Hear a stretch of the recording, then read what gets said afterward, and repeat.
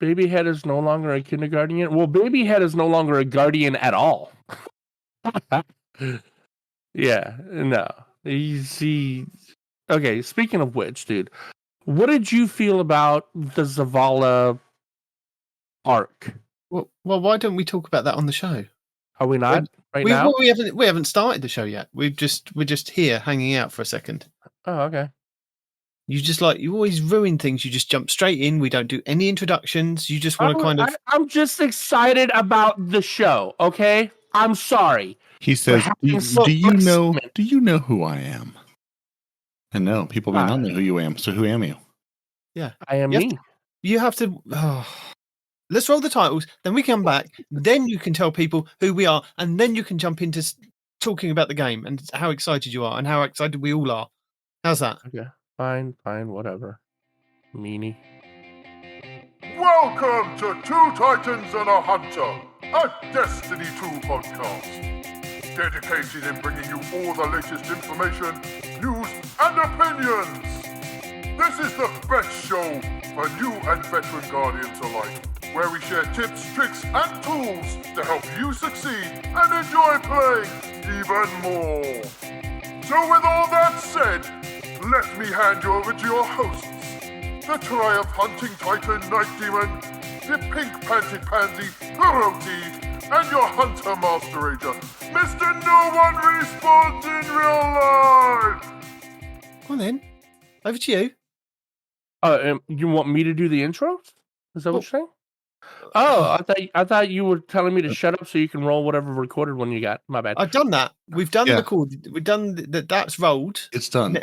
Now I go, hello, I am Night Demon.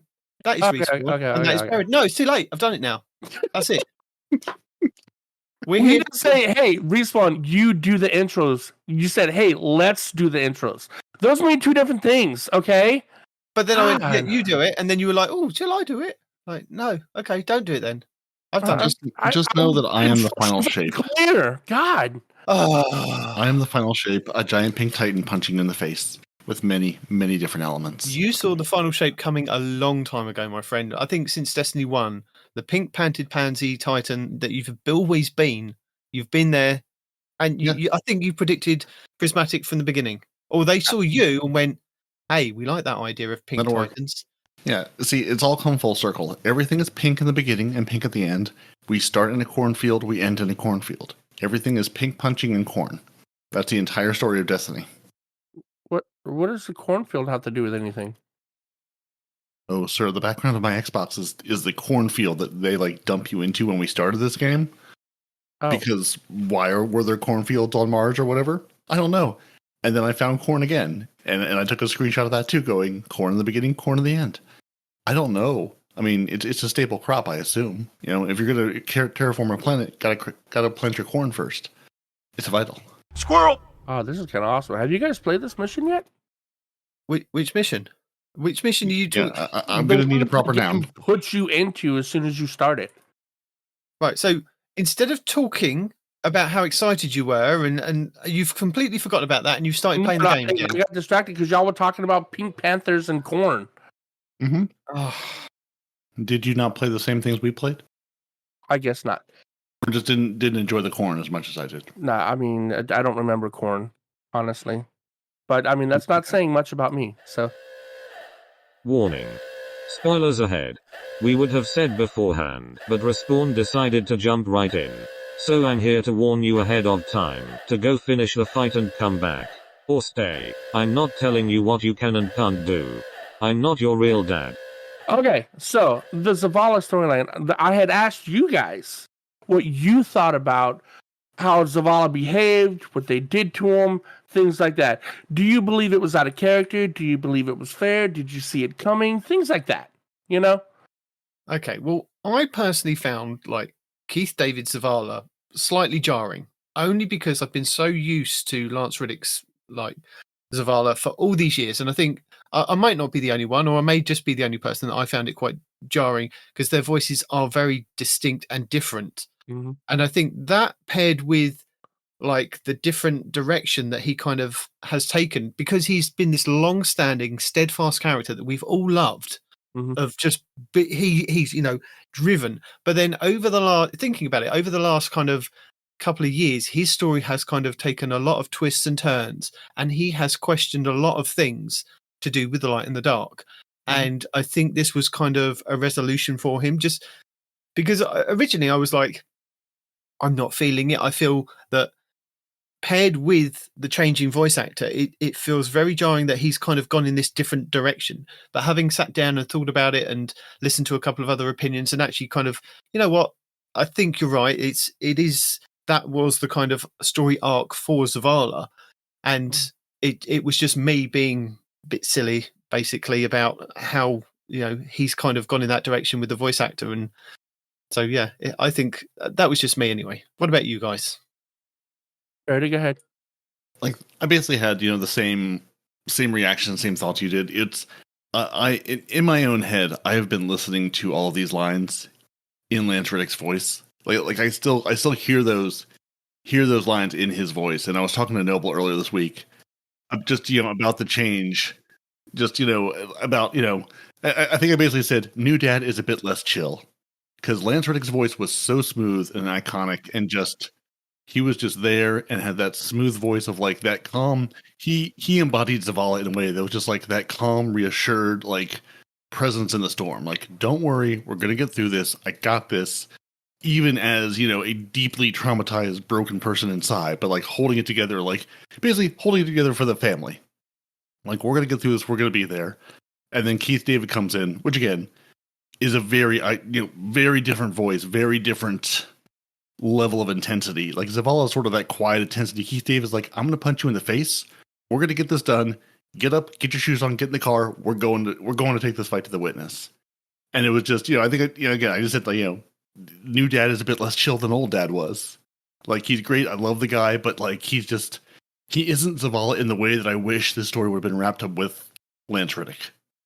After playing this game for 10 years, again, watching that cutscene before Excision, I'm hearing this in Lance Reddick's voice, and it's just a different emotional level that Lance Reddick brought to the character. That, again, Keith David does a phenomenal job. Like, I love that man as a voice actor, but it's just not quite the same, that sort of quiet storm presence. It's more, it's almost like we have Saint 14 and other Saint 14 of I'm going to punch you in the face and you're going to like it. And I'm going to take this, giant ice fist and put it where there is no more light. Yeah. But having said that, thinking about it, the story for Zavala was right to go in that kind of direction, wasn't it? Truly, yeah. I mean, that's where it was heading. Yeah, and I think, like I said, it was just the change in voice actor was was the jarring thing about it for me, anyway. But I think a lot of people have said, the story for Zavala was heading in that direction, and you could see over the last couple of years that it was kind of this thing that he was struggling with, and it was just nice to kind of get that resolve for him. And then going forward, I think Keith David will hopefully kind of take Zavala and run with him. And I think we won't forget about Lance Reddick, but we will kind of appreciate what he did for that character, and then going forward, what Keith David will do with Zavala in the future.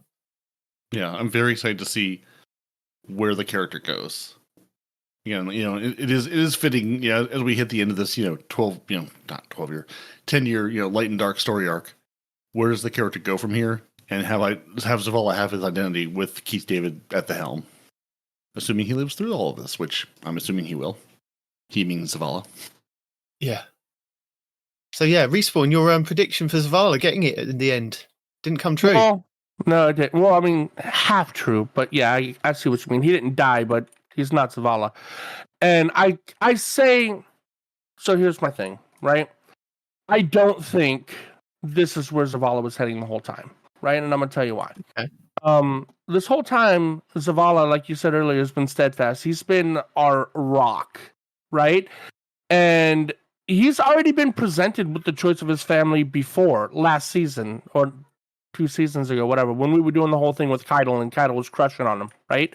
Yeah. So, he's already had the quote chance to go back to see his family, and instead he came to terms with the fact that they were gone, right?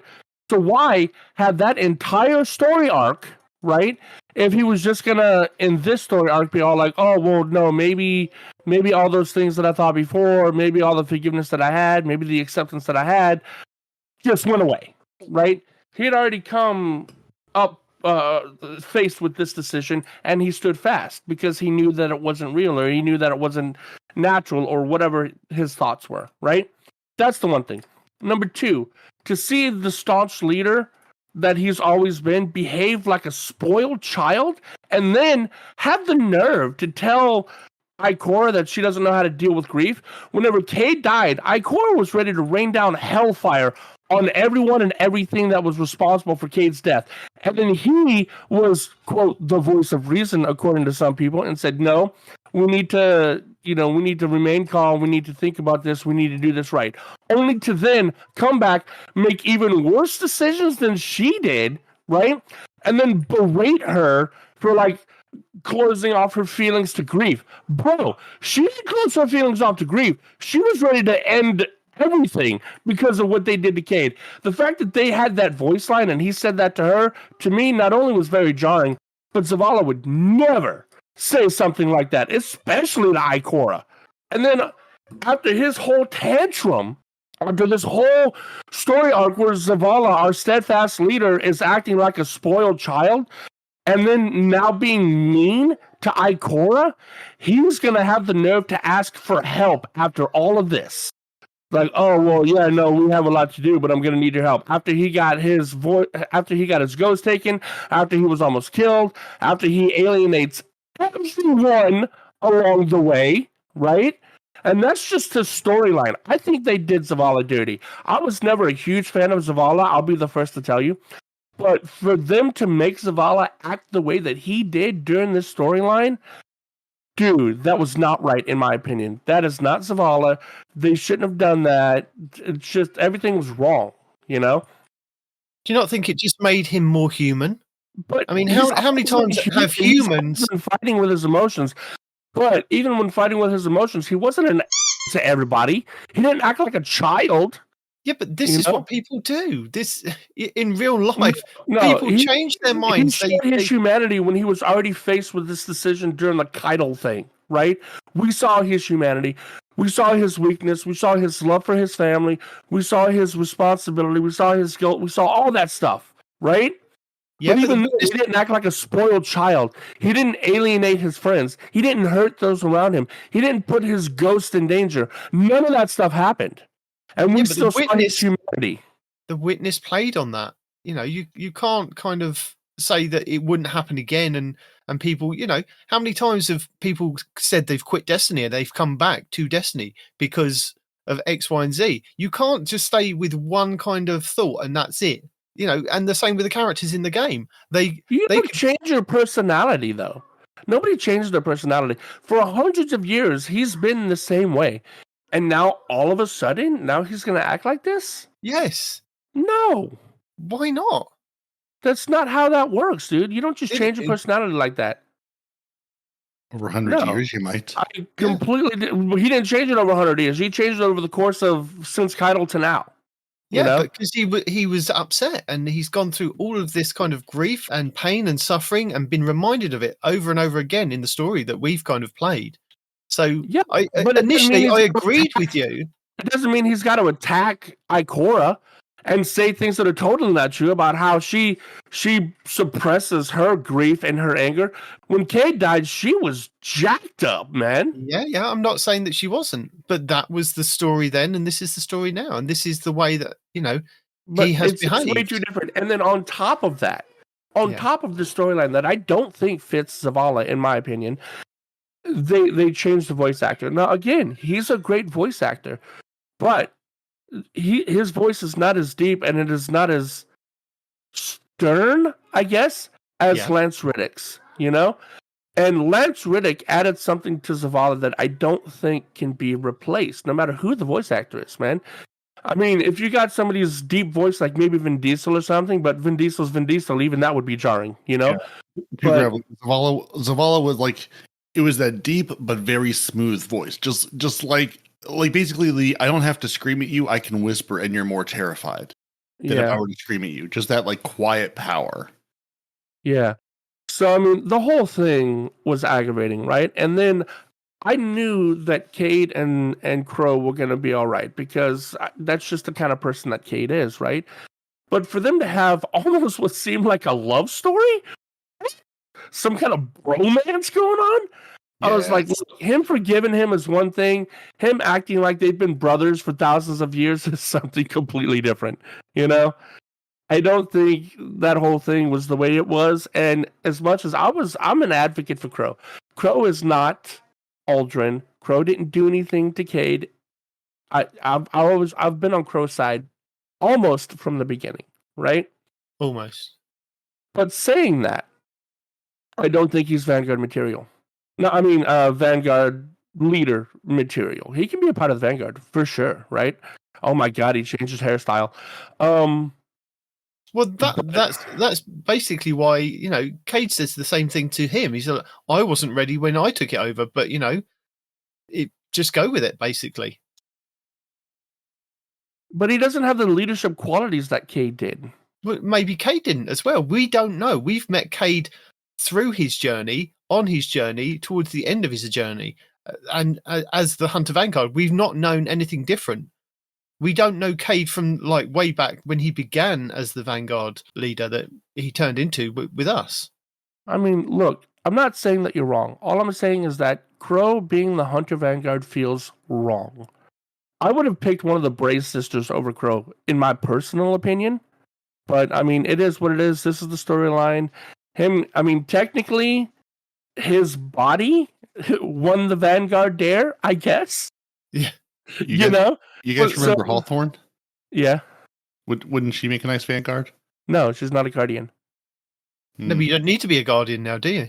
I would think so. If you're going to lead the Vanguard, you should probably be around for more than a human lifetime, I think. Somebody needs to talk to Zavala then, because I'm sure if you've not got any light and you can't resuscitate yourself... He shouldn't be Vanguard anymore either. He's lost his light. He's head of the Vanguard now. Yeah, well, I mean, he's always been head of the Vanguard. Well, you know what I mean. Yeah, but I mean, I would personally replace him with Saint. Not. Everyone's like, well, what about Shax? No, not Shax. Shax is awesome. I love Shax, but Shax is a little too brimstone to be the leader of the Vanguard. You know, Shax is like, oh wait, they stole your milk money. Cool. Let's put them all in a life or death situation in the Crucible and see how they fare out. You know, no. We need someone a little more level-headed than that. You know. You know, I think I should have said at the beginning of this, and I will say now, spoilers for anybody tuning in, because Respawn wants to spoil everything for you. Not me and Peroty. Well, we're going to lay directly at his feet. Yeah, because we don't know where his brain will go in this. Yeah. Well, I mean, to be fair, unless you're listening to this live at Twitch.tv, then, you know, by the time you're hearing this, likely if you've seen the game, touched the game, been anywhere near Destiny Media, much of this will be spoiled for you already. Which is the beauty of doing the show and then having a little bit of lag time between it and it going live. Yeah. So you're either pre-spoiling it for yourself because you know what to expect, or, you know, again, you've been anywhere near Destiny and now you know. Which is, you know, a good reason to kind of start the show on talking about the raid, because we thought, you know, the raid would have been finished and the story would have been kind of concluded. But hey ho, we started the show and the raid had only just been concluded. So over 18 hours? Yeah. Yeah. How funny of it would it have been in that initial cutscene where Crow shows up in the Pale Heart, Cayde's there, and Cayde, no questions asked, shoots him in the face. And it's just like, well, that's sorted. And I think that would have worked just as well as what we got. Yeah. Meanwhile, we're sitting here going, oh, we haven't heard from Crow. I wonder what that means. Yeah. I mean, I agree. Whenever someone's like, oh, he needs to shoot him in the face, I'm like, look, he probably could have shot him once in the face after he knew he was a Guardian. That would fit Cayde's, you know, comedic response. He's like, oh, looks like you died too. Right? Because he knows he's a Guardian and he's going to come back, right? But, I mean, I think that would have been funny. But either way, I kind of knew that this was going to happen between Cayde and Crow. And Don, I don't like Crow. I said I understand Crow, and I don't hold what happened to Cayde against Crow, because Crow is not Aldrin. They're two different people, right? That's what I'm saying. I don't like Crow. So stop freaking out. I also don't think he deserves 1,000 bullets to the face. Maybe one. I'll give you that. Yeah, so at this point, it won't be any surprise to anybody hearing this show. Again, if you've been anywhere near Destiny, the Guardians have made their own fate, and Team Parabellum has the world's first clear of the Salvation's Edge, with Astro, Bravo, Draketh the Shadow, Ham, Jake, and Tyrax completing it. So congratulations to them. Well done. After many, many long hours. Well, like I said to you before we started the show, was it many hours for them, or did they wait until everybody had kind of got through most of it and gone, hey guys, we could do this.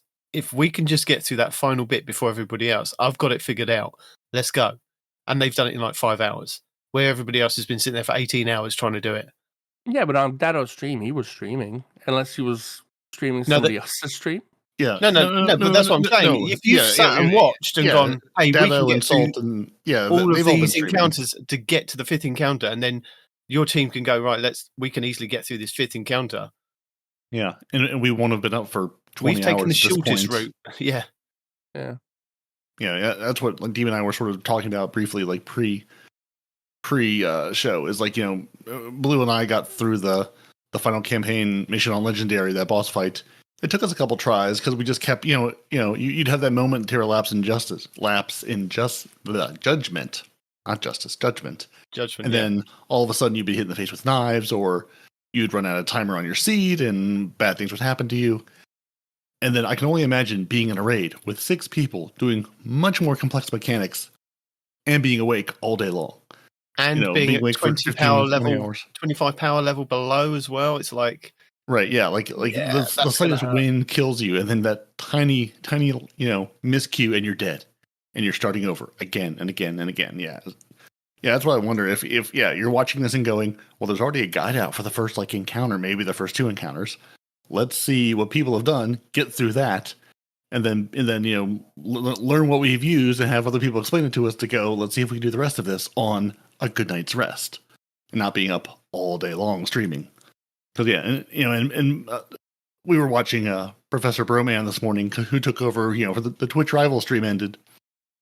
I think Broman said after 15 hours, sort of like the official raid race, when they were like, okay, we did 15 hours.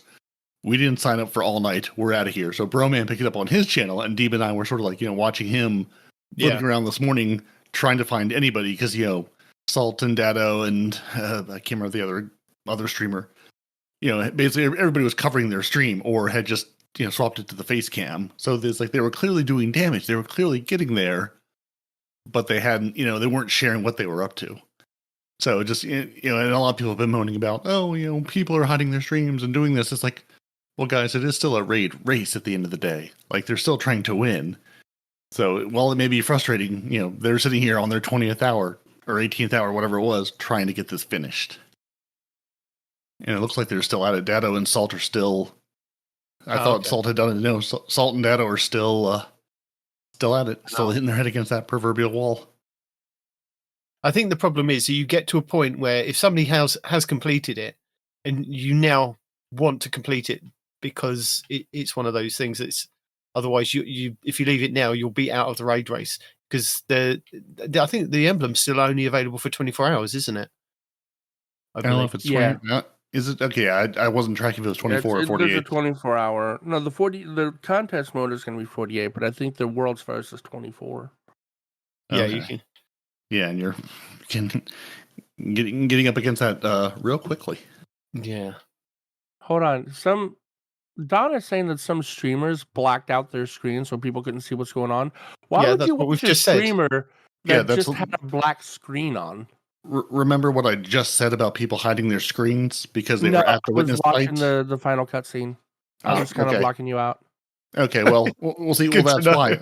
Just like if you're on a podcast with a co-host who doesn't listen to you because he's blacked you out, same idea. I'm at the boss. I figured out the mechanic. I'm at DPS. Yeah, I don't want anybody else to find out.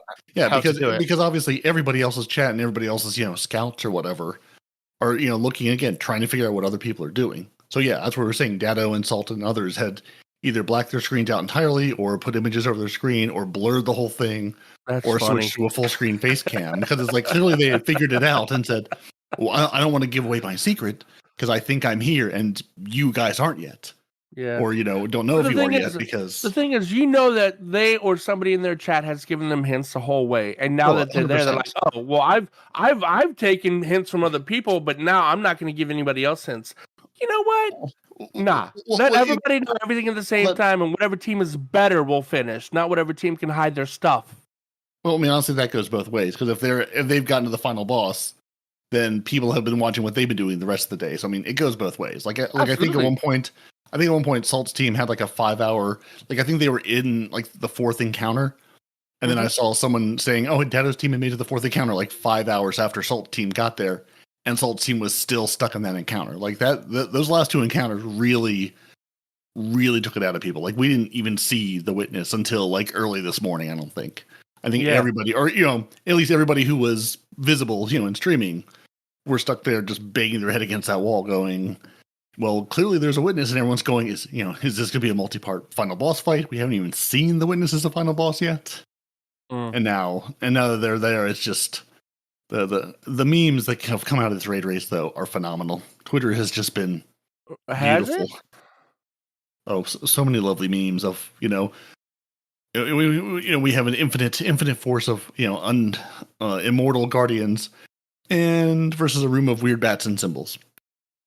And just, I saw a couple people say, listen, if we get to 48 hours and nobody wins the raid race, we just say the witness won, turn off the servers, and call it done. Yeah. Just take our ball and go home. Right? The witness is defeated. The witness has won. The end. That's how it ends. 100%. But yeah, did you guys understand what was happening there at the end with Cayde and everything? Hold on, I'm going to mute these guys. So, who are you muting? Us or? I don't know what you're talking about. I'm muting them, not you. At the end of what? Hold on. Unclear what the end is. At the end, when Cayde is talking to us, did Cayde become our ghost? Or did he just infuse our ghost with the light that he is now become? Because he doesn't have light, he is light now, right? So when he grabs our ghost and resurrects our ghost and then he disappears, did he just infuse our ghost with his light? Or is Cayde our ghost? I'm confused. Clearly, I just fell up. No idea what you're talking about. Okay. Maybe you didn't see the cutscene? Okay. What cutscene? No, there's clearly a cutscene going around with you or Cayde or somebody staring at the Traveler out in space or something, because I've seen screenshots of it, but I haven't seen that cutscene in game yet. I'm staring at the Traveler out in space while there's some voice acting going on. But before that... Yeah, I haven't seen that cutscene yet. And I got on this morning to try to play Excision. All right, when you do see it, let me know what the hell happened, because it was confusing to me. All right, anyway, everybody can hear us now. All right, cool, excellent. So, sorry. Good talk. Yeah. Now what? So how did your raid race go? I tuned into your stream last night, expecting to be there for quite some hours, and you weren't there. You'd gone. I was like, yeah, we how am I going to get my emblems? 6 hours or so. I know you did, yeah. Yeah, and then sorry for you, because I think was physically in pain, not because of the raid, but I was just physically in pain for sitting so long, so I had to stop for a little while. But no, the mechanics were a little hard to figure out. Once we kind of got it down, it became a little more fun. Because, just clearing the rooms as fast as you can, that being the raid mechanic, I think is a nice change of pace, right? Instead of you have to take this arbitrary ball and throw it over there at that arbitrary ball, and then whatever. I don't know. Things are dumb. Yeah. Just the raid mechanic just being kill as many as you can, as fast as you can. I like that. No, we weren't very good at it. I liked it. Also, make no mistakes and don't get hit by anything because you're dead. Yeah. I mean, no, we got hit a couple times. Just don't get hit by don't get grabbed by the person that wants to suck the life out of you, and then don't stand in the triangle that's going to explode, and then you're fine. So, how did you find your experience? Was it a good experience? Do you think that this contest mode was well done? Do you think it was too hard for what it has been so far? I think the fact that they brought everybody's light level up to the highest persons, or within 5 of the highest persons, I think was a good idea. If they hadn't done that, things would have been significantly rougher, But that being the case, I don't think it was a bad experience. I saw a lot of stuff coming up to the raid, talking about how, they did this, or they removed this, or this happened, and that happened, and blah, blah, blah. And I'm just like, oh my God, they are just nerfing the hell out of everything, right? But no, it wasn't like that at all, I think. I think it was pretty decent. We had a guy that was there with us who he'd never done a world's first, right? And he had asked me since the day before, hey, you want to do the raid? I'm like, sure. And then when I saw him and his light was like, what, 1740 or something like that, I was like, oh, goodness. Right? Sorry, 1740. Everyone was brought up to 1900. I'm sorry, 1940. My bad. So yeah, and I was like, okay, this is a thing, and I didn't want to be mean to the kid because I said he could play and whatnot. And then when we had that warlock come in, he's all like, oh no, everybody's going to be brought up to the same light level. And I was like, I don't know. But after we got into the raid and I noticed that he was kind of holding his own, I was like, oh, I guess they did, because if he was actually the light level that they said that he was, there's no way he'd be doing any damage at all. Yeah. Being 50 light under, he would have been throwing paper at these guys, So I thought that was cool. I'm glad he got to experience at least some of what Day 1 raid was like. And he's all like, man, we've been here for 4 hours. It feels like so long. And then somebody's like, have you never done a Day 1 before? Or just a regular new raid, trying to figure it out and getting the mechanics down. Yeah, I'm like, this is first, and they're like, oh, I'm like, yeah, it's fine, it's whatever, So I know I wasn't gonna win. It's fine. What would you recommend as like for either myself and Peroty coming into the raid, or like new players coming into this raid specifically? Would you advise going in blind and trying to figure out the mechanics, or would you advise maybe watching the guides and seeing it and kind of spoiling it for yourselves? What would you recommend at this point in time? I always am an advocate of watching guides, right? I like to come in blind just because I like to be surprised. I like the experience of seeing something new and be like, oh my God, that was cool, right? But if you're going to be doing a raid, unless you're doing it with a bunch of other like-minded people that don't want to be spoiled, absolutely read guides, because people don't want to carry somebody unless they're actually doing a Sherpa, Right. There's some people that don't mind, right? Like me, if somebody wanted to learn, I don't mind. I'm not anxious for it. I'm like, oh yeah, no, bring them in. I'm just like, fine, whatever, let's go, right? But there are some people that don't want to be teaching. They want to get it done. They want to get the loot, and that's perfectly fine too, So have a knowledge to go in, unless you're, like I said, with another group of people that also want to be surprised. Don't be the guy that knows nothing and tells people that they're going to come in and let them know first that he knows nothing, right? At least give them a heads up, I think, Yeah. Like if you're going in with a group of like-minded people, if there's 5 of you who are like, we're in, we're out, we know what to do, we're going to blow through this, and one person going, I have no clue what's going on, it's not going to be good times. Similarly, if you've got one person going, I'm going to get in, I know what to do, and 5 people going, we're just here for the encounter and to look around and to have a good time with it. And if we succeed, great. If not, great. Just, find a group that has the same goals you do. Mm-hmm. Pre-make yourself a fire team. Don't just LFG it and go, you suck, I'm going to kick you, because then everyone just hates everyone. And you're gonna fail over and over again. Also, for this season, a real big tip for the first part of the raid, right, is how we got that special ammo sword, right? Yeah, that has different frames and different things like that. I mean, I don't, but I've seen other people have it, yes. So what's really good about that sword is there's a role that you can get that has arc conductor and caster frame. Okay? With that, you can clear a room instantly. You can go pew, pew, pew with your sword. Yeah. So and my sword it gives you ammo back. Is going to be amazing. It is, and it gives you ammo back, right? And this is only this season, right? But we have something called Blade Stamina. Rapidly defeating combatants with a sword refunds ammo. That arc caster frame that it puts around you, that things that are near you get zapped by lightning, that counts as a sword kill. So when you use your caster and you use up that ammo and you start to kill things in the room, not only are you making up for the ammo that you just spent, but you actually get more ammo depending on how many things you've killed with your zappy zap, right? And then, of course, the caster blade just kind of sits there for a minute and spins, right? So as things walk into that, they die, right? So for the first part of the raid, at least, because I don't know the rest, that is a really, really good weapon to have, because you don't really have to worry about your ammo economy. You're clearing rooms very fast. There's an overload champion, and right now we have overload sword, right?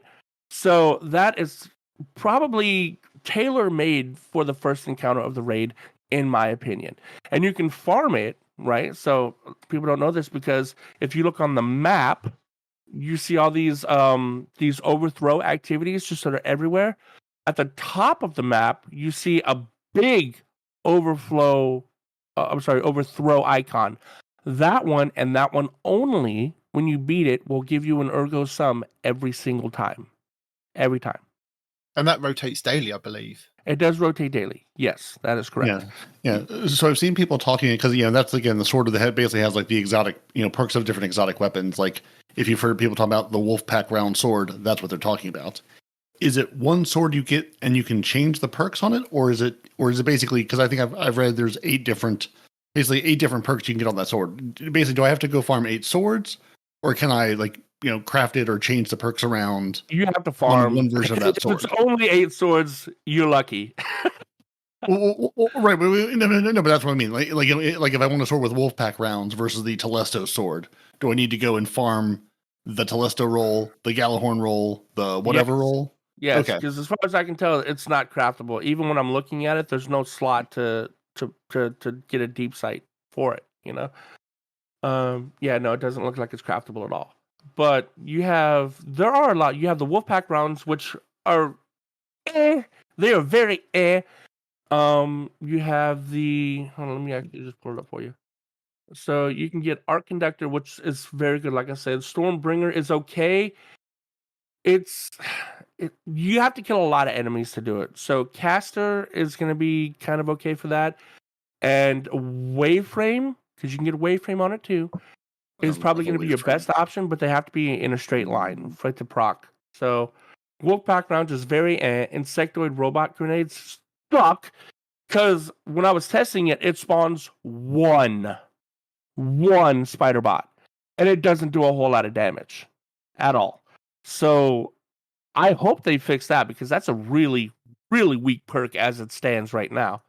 Oh, the Wolfpack rounds, I think if everybody has a sword, I think the Wolfpack rounds goes to everybody else's sword. I don't know. Somebody was saying something about that. I haven't seen it. Gathering Light was probably good for Night Demons specifically. Final blows with this weapon grant stacks of Gathering Light, improving your guard stats and your lunge range. And when you stow the weapon, it consumes all the stacks, granting melee, grenade, and class ability energy. So that'd be really good for your Infinity Sword build, right? I guess. I don't know. You know it better than I do, but it sounds like it would work out for you. And then Sacred Flame, which is kind of cool. That's the first one that I got.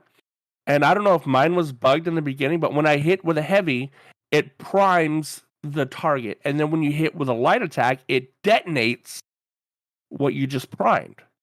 But when I was using it, it was detonating over and over and over and over and over again. And somebody told me that it only detonates the once, but people were watching me going boom, boom, boom, boom, boom. So I don't know if it was the loadout that I had. Maybe I had extra scorch stacks on my loadout somewhere, and it was like just scorching and exploding every time. I don't know, but somehow I was able to detonate multiple times. And if I could do that on purpose, I'll tell you guys how to do it. I definitely heard people talking about just laying waste to things with the fire. So I don't know if it's a fragment or a build. Yeah, I've definitely heard people saying this is really good for clearing rooms just with all of the flames. Yeah, but I don't know how to do it on purpose, so I don't want to give you guys any misleading information. But I did it. I just don't know how I did it, right? But yeah, so I would farm that sword. It's a great sword to have in general, and it's a special ammo weapon instead of a heavy ammo weapon. So if you really like swords, you can have a special and a heavy sword in your loadout, so you can rock double swords for the first time. I just want to dual wield the swords. Just give me 2 swords. Give me Well, that's what I've got 2 hands. I've got 2 swords. I don't see what the problem is. So yes, we I also do have a an... guide.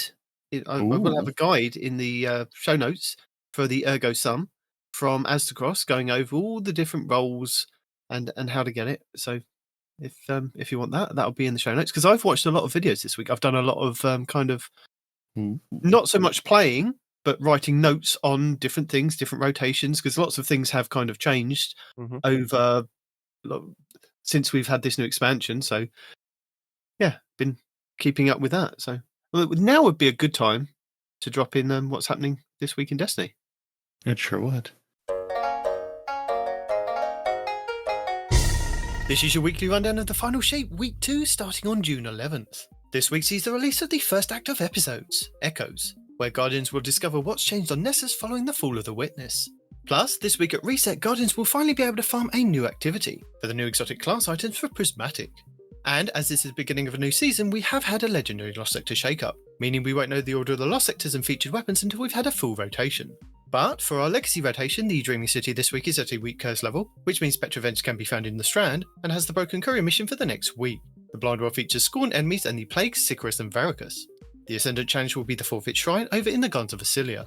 On the Moon, the weekly story mission is Beyond. The Trove Guardian is located in Archer's Line, while the Wandering Nightmare is the Nightmare of Hawkis in the Anchor of Light. Nightmare hunts Skolas, Pride, Fanatic, Insanity, and Omnigal Anguish. On Europa this week, Corredis the Dark Priestess will be the Empire Hunt, Eventide Runes will be the Eclipse Zone, and the Xur Changes will be Survival. Dares of Eternity legendary rounds are Vex, Cabal, and Crota. The Scatterhorn armor set and the Pathfinder armor set will be available in Dares of Eternity with weapon set 4. Fractithis, Chrysea Milo, Volpicula, Wolftone Draw, Iotona Draconis, Canis Major, Contingency Plan, Legal Action 2, Outrageous Fortune, Steel Syllabus C14, and Spoiler Alert. The Witch Queen Weekly Story mission is The Arrival, Altar of Reflections Catalyst, and Altar of Reflections Insight. The Lightfall Weekly mission is Breakneck, the Partition mission will be Backdoor, and the Vex Incursion will be Zephyr Concourse. The raid challenges should be as follows, but they are subject to change. The Corota's End raid challenge this week is the 4th encounter, Corota, Son of Oryx, called All for One. The Root of Nightmares raid challenge this week is the 4th encounter, Nezarec, called All Hands. The Kingsfall raid challenge this week is the 1st encounter, Totems, called The Grass is Always Greener. The Vow of the Disciple challenge this week is the 1st encounter, Acquisition, called Swift Destruction. The Vault of Glass challenge this week is the 2nd encounter, Oracles, called The Only Oracle for You. The Deepstone Crypt challenge this week is the 3rd encounter, Tanix Part 1, called Of All Trades. And the Last Wish challenge this week is the 1st encounter, Kali, called Summoning Ritual. Your pinnacle raid will be the Gun of Salvation over on the Moon, with all challenges available for each encounter, with the exotic Trace Rifle Divinity being the raid quest exotic. The pinnacle dungeon will be the Spire of the Watcher over on the Throne World, and the exotic mission rotator will be Operation Seraph Shield, with the Revision Zero exotic Pulse Rifle being the main reward. The Season of the Ceres weapon set, and Ikelos weapon set, with the Warmind's Avatar armor set. The exotic missions The Whisper and 0 Hour will also be available in the Legends tab. This week's challenges are Pale Heart Traveller, A New Collapse, Scratch the Surface 1, Research and Development 1, Learning Computer 1, Assimilate Rock and Stone 1, Failsafe Cracker 1, Autocannon Analyst 1, Echoing Firepower 1, and Analyze Defences. Our second featured Nightfall should see us face off against Navota in the Disgraced over on the Cosmodrome. The 6v6 Control playlist should be Control, Rift should be in the Party Relentless playlist, Clash in the 3v3 playlist, and 2v2 Clash in Crucible Labs, with Trials of Osiris returning this weekend. And that's it for the second week of the final shape. You know what's also happened this week in Destiny? We had we had a new report for the first time in I think nearly 2 years. Like a roundup? Our buddy is at it again. The Telesto. Yes. After going since July of 2022, so like almost 2 years, which is basically an infinite time frame in Telesto land. The Telesto, has a new bug. It's doing what it wants to do. If you're doing the Queen, I think it's the Queen's Mission Part 1, where basically you have to deflect a number of things back at big giant hive symbols. The Void one, you can just shoot with the Telesto, and it will activate. Because Telesto says, "Listen, I don't have time for this. We got places to be. We got things to do." Telesto said no. Telesto's like, "I can't help you with Arc and the Solar, but Void, I got that. Just we got this here." Which, yeah, nice. It's been actually, I think 692 days between bugs, according to Telesto.report. Let's just get it done report. Which I absolutely brought Telesto into that final boss fight and a bunch of the campaign because it's just delicious. I'm gonna make this area mine. You can think you're coming over here, but no, this is where I live. Yeah, me and my Void friends. And that with the Precious Scars helmet, where I basically get healing back for myself and my team when I do damage matching my super, which was of course the new giant Void axes I'm throwing everywhere. Well, I'm a very, very happy Prismatic Void Titan now. And that new super, it's never coming off. Bungie has made it too good. I'm never taking the giant axes off. They're way too much Is the fun. initial damage high? Because I know you have the follow-up damage with the axes, but when you first throw them, is it like a lot of damage? Or is it just fun?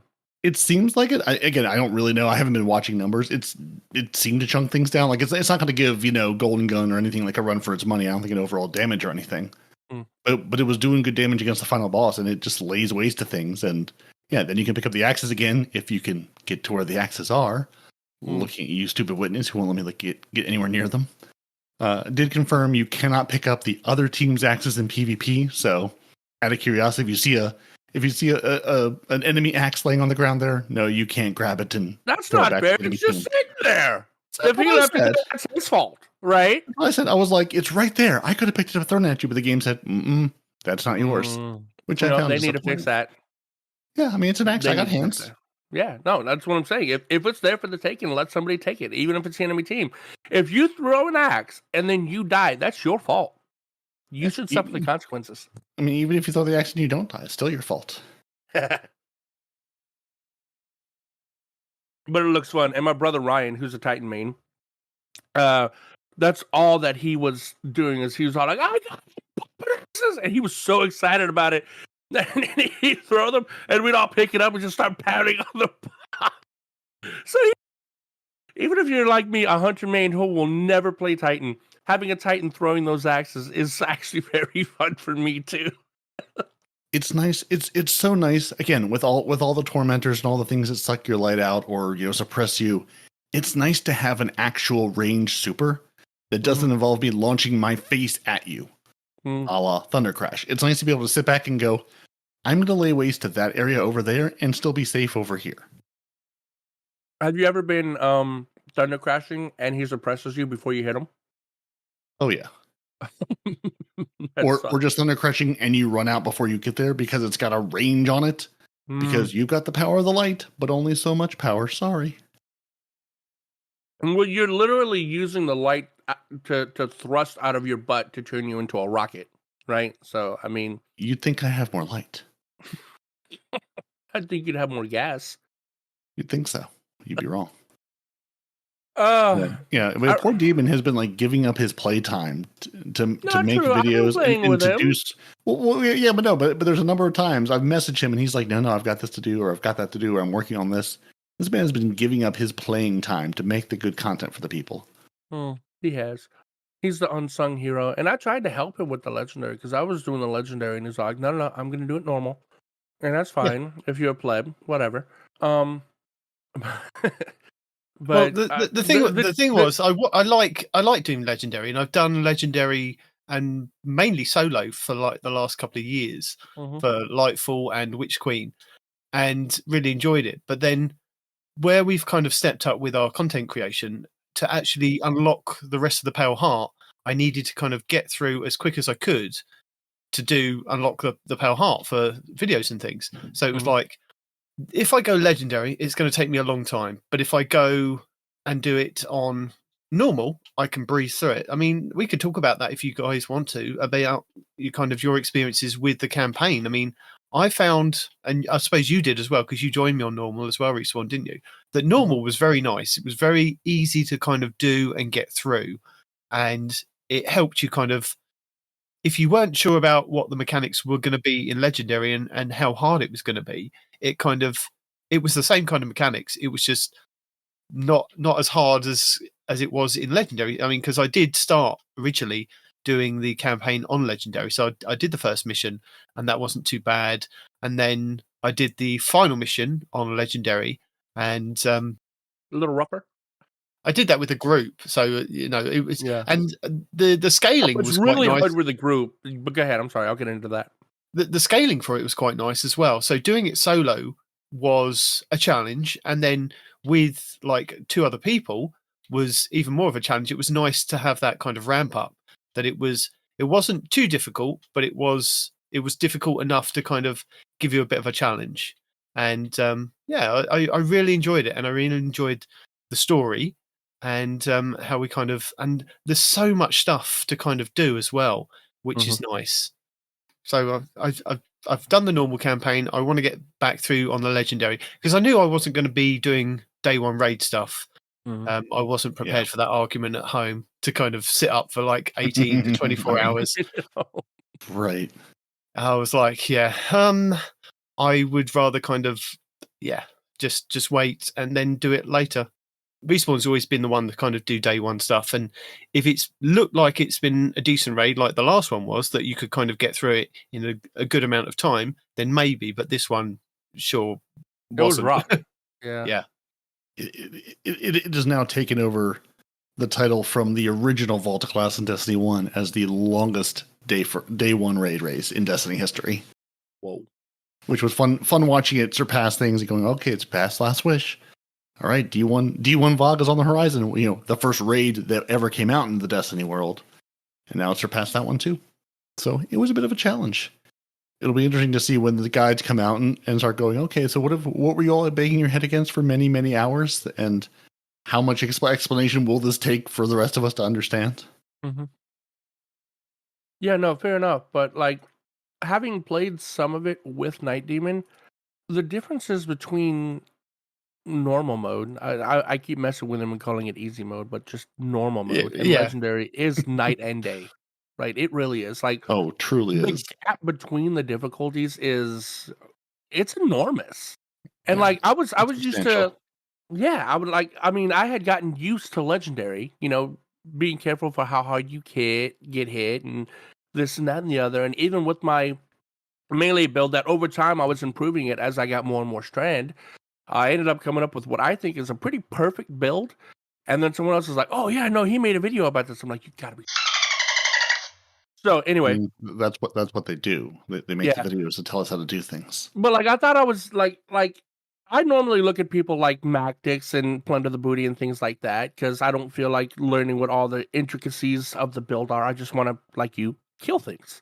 But this time I actually was taking the time and figuring things out and trying to build and improve and change. And I finally got it down. And someone was like, oh, Macdix made a video about that. And I was like, great. Now nobody's going to think that I found this on my own, right? But whatever. Point is I was finally getting used to using this on legendary mode. And I take it into easy mode. And it's just, I'm fighting kittens at this point, right? I'm just like, what is this? I was like, nah, bro, you got to come with me. Well, let's go to legendary. And he's like, no, I'm doing this. I'm like, this. It almost wasn't even fun after doing it on legendary and then going to normal mode. It was such a jarring experience. It's like, are we playing the same game? What's happening right now? Yeah. I definitely had a bit of that experience when because like I got into the game and I'm sitting here going, all these things say normal. Why can't I launch this as legendary? So I spent, I feel like I spent every new expansion going, am I screwing this up or is Bungie screwing this up? Not realizing you had to launch a campaign. Then it would, on where it very much says normal when you hit launch, then it gave you the choice to go, oh, now you can do it legendary. And there was one mission, I think it may have been the one that you joined Blue and I on Respawn, that I think we accidentally played on normal. Because again, sometimes it would say normal, and sometimes it would say legendary. And started it again, and then I was like, oh, that's better. Yeah. Because like, playing the game of, day one of, is this bugged? Am I doing this wrong? And can I even tell which difficulty this is on, except for, am I dying more quickly? The answer to both of those is yes, it is bugged, and you're doing it wrong. Exactly. So it was definitely one of those, we're replaying that mission because that was normal and not the harder version. Whoopsie. But yeah, the final boss fight, like, it was such, I almost feel bad that I don't spend more time in the campaign, especially with this one. Just the cinematic, just the world, the levels we ran through are beautiful. Also kind of horrifying, but beautiful. Like, Bungie makes amazing environments to play in. Lots of body horror, but amazing environments to play in nonetheless. But getting to that final boss fight, like that was the one where I think I'd run it a couple times with three of us, and again the ramping just felt, I don't know. We didn't really have the mechanics down all the way, and then had the mechanics down and kept making silly mistakes, so then went to just two-manning it, and that seemed to work better. One, because we could sort of coordinate like our shooting of the seeds and like getting that buff and just reminding each other, this is not timed. just slow down. Like, don't panic, don't rush. If your seed timer runs out, you've got a couple seconds to find the next one. And then just doing that, it was really satisfying doing that over and over and over again until we finally got it down. And having those moments of also you get it down and all of a sudden you're standing, with the relic in the nice little relic safety sphere, and then the game just kills you anyway and goes, we're just gonna kill you. We just don't think you should be here anymore. We're just gonna wipe you. But it was really it was a really satisfying fight to finally get right and to defeat on Legendary. Like, it felt really good. It was like enough of a struggle that wasn't too frustrating. That when you finally did it was like it felt good to get that win. You brought up something that I didn't think about is the timer. So many times we played this game and there is a timer, and it was weird not having a timer for most of this campaign, wasn't it?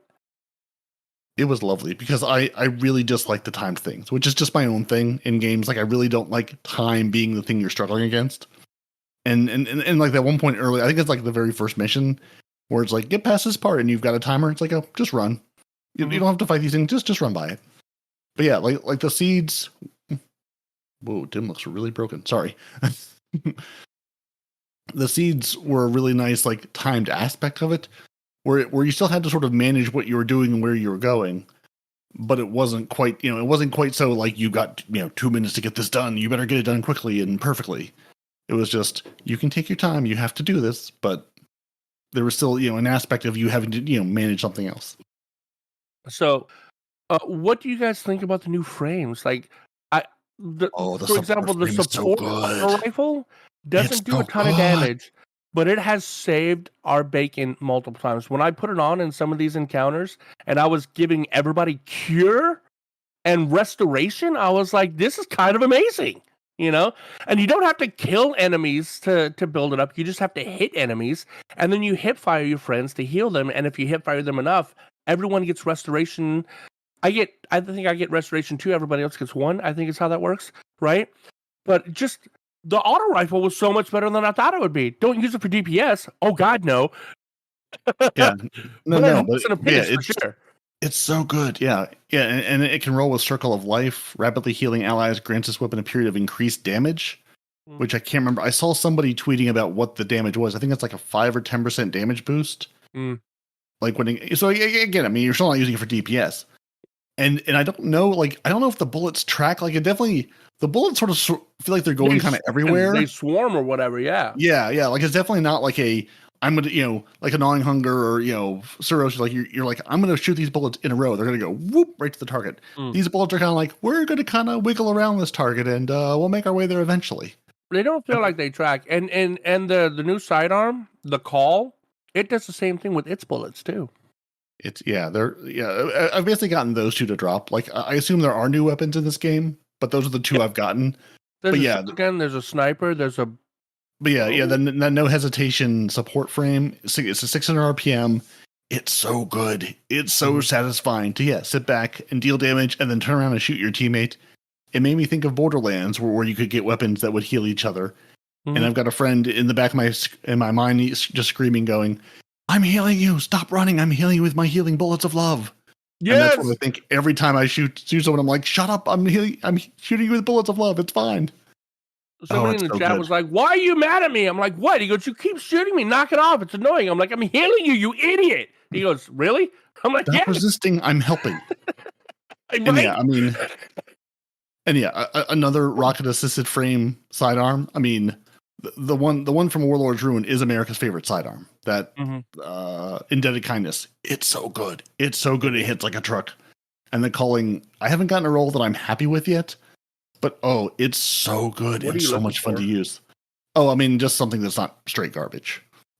Because I've got a bunch. I've got one that's Strategist and Desperate Measures. So Strategist, final blows with this weapon generate class ability energy. Activating your class ability improves weapon stability, which I don't care about that. I just care about the energy. And then that's paired with Desperate Measures. I have a Slice Desperate Measures. I have a Slice Hatchling. And somebody said this is the God roll, but I have a Subsistence Hatchling, right? Oh, interesting. So, yeah. I've gotten just like a few. Like, I have a Subsistence Adrenaline Junkie that's probably not bad. Like, I've gotten some that just none of them are like this. This is the one. This is the one that feels good, that looks good, that is what I wanted to do. Right. But yeah, but the support frame auto rifle is so much fun. And again, giving me another way to heal, and just the number of effects you can prompt, you can proc at once. The void overshield, the cure, the restoration, you're like just the number of ways you can stay alive, the number of things you can build into, just make me giggle every time I shoot something. And it's like, here, you have all these things now. Enjoy them all. But if you didn't know, what makes that auto rifle actually good for DPS too, not DPS, but for ad clear, is winning hand. So if you look at your artifact, winning hand while using weapons with dealer's choice origin trait, which this gun has. Combatant precision final blows or rapidly defeating combatants cause the target to explode, dealing solar damage to nearby combatants. So it's Scorch on every primary shot kill on a gun that heals people. That's stupid, and I love it.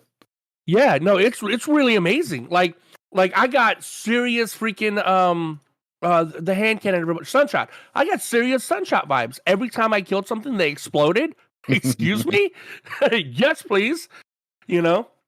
So that right there, I don't know how viable it's going to be after this season, but with that perk on this season, that gun is good for ad clear and it's good for healing. Now, it's not great for ad clear, don't get me wrong. Sunshot is still by far probably the best, except for this hand cannon, not hand cannon, the sidearm, the call. That's phenomenal for ad clear if you have the swarmers on it, the hatchlings on it, because one shot headshots and then hatchlings just go everywhere, right? So beautiful. Yeah, but I mean, just so many good frames. I have the shotgun, haven't used it, can't say anything about that yet. Freaking the sniper's really good and does cause explosions when you hit something, even though it's a void weapon. When you do a precision headshot, it has a solar explosion. What? Perfect. Yeah. I've got one with reconstruction and redirection. So the god roll from back in the day in the space raid that I always forget the name of, even though it's my favorite. Deep Stone Crypt. Deep Stone Crypt. Thank you. Yeah. I mean, yeah. It's not. We haven't forgotten it. You may have. Yeah, yep. And you can get 10 rounds in the magazine on this sniper rifle. Like, is that the Domino? Is that one? Embraced Identity. Ah, okay. Yeah. And then what else did I have? Let me look. I still don't have the sword yet. I want to know what that does. You can't do a precision hit with a sword, obviously. So I'm wondering how that works with dealer's choice. I mean, not with that kind of attitude, you can't. Yeah. The Illumin sword. Yeah, it's got the Radiolarium Transposer. False Idols is the sword I'm talking about. Oh, yeah. Which one is that one? It's Cayde's weapon. Oh, okay. Yeah. Okay, because the Illumin is one I've gotten the drop in this new season.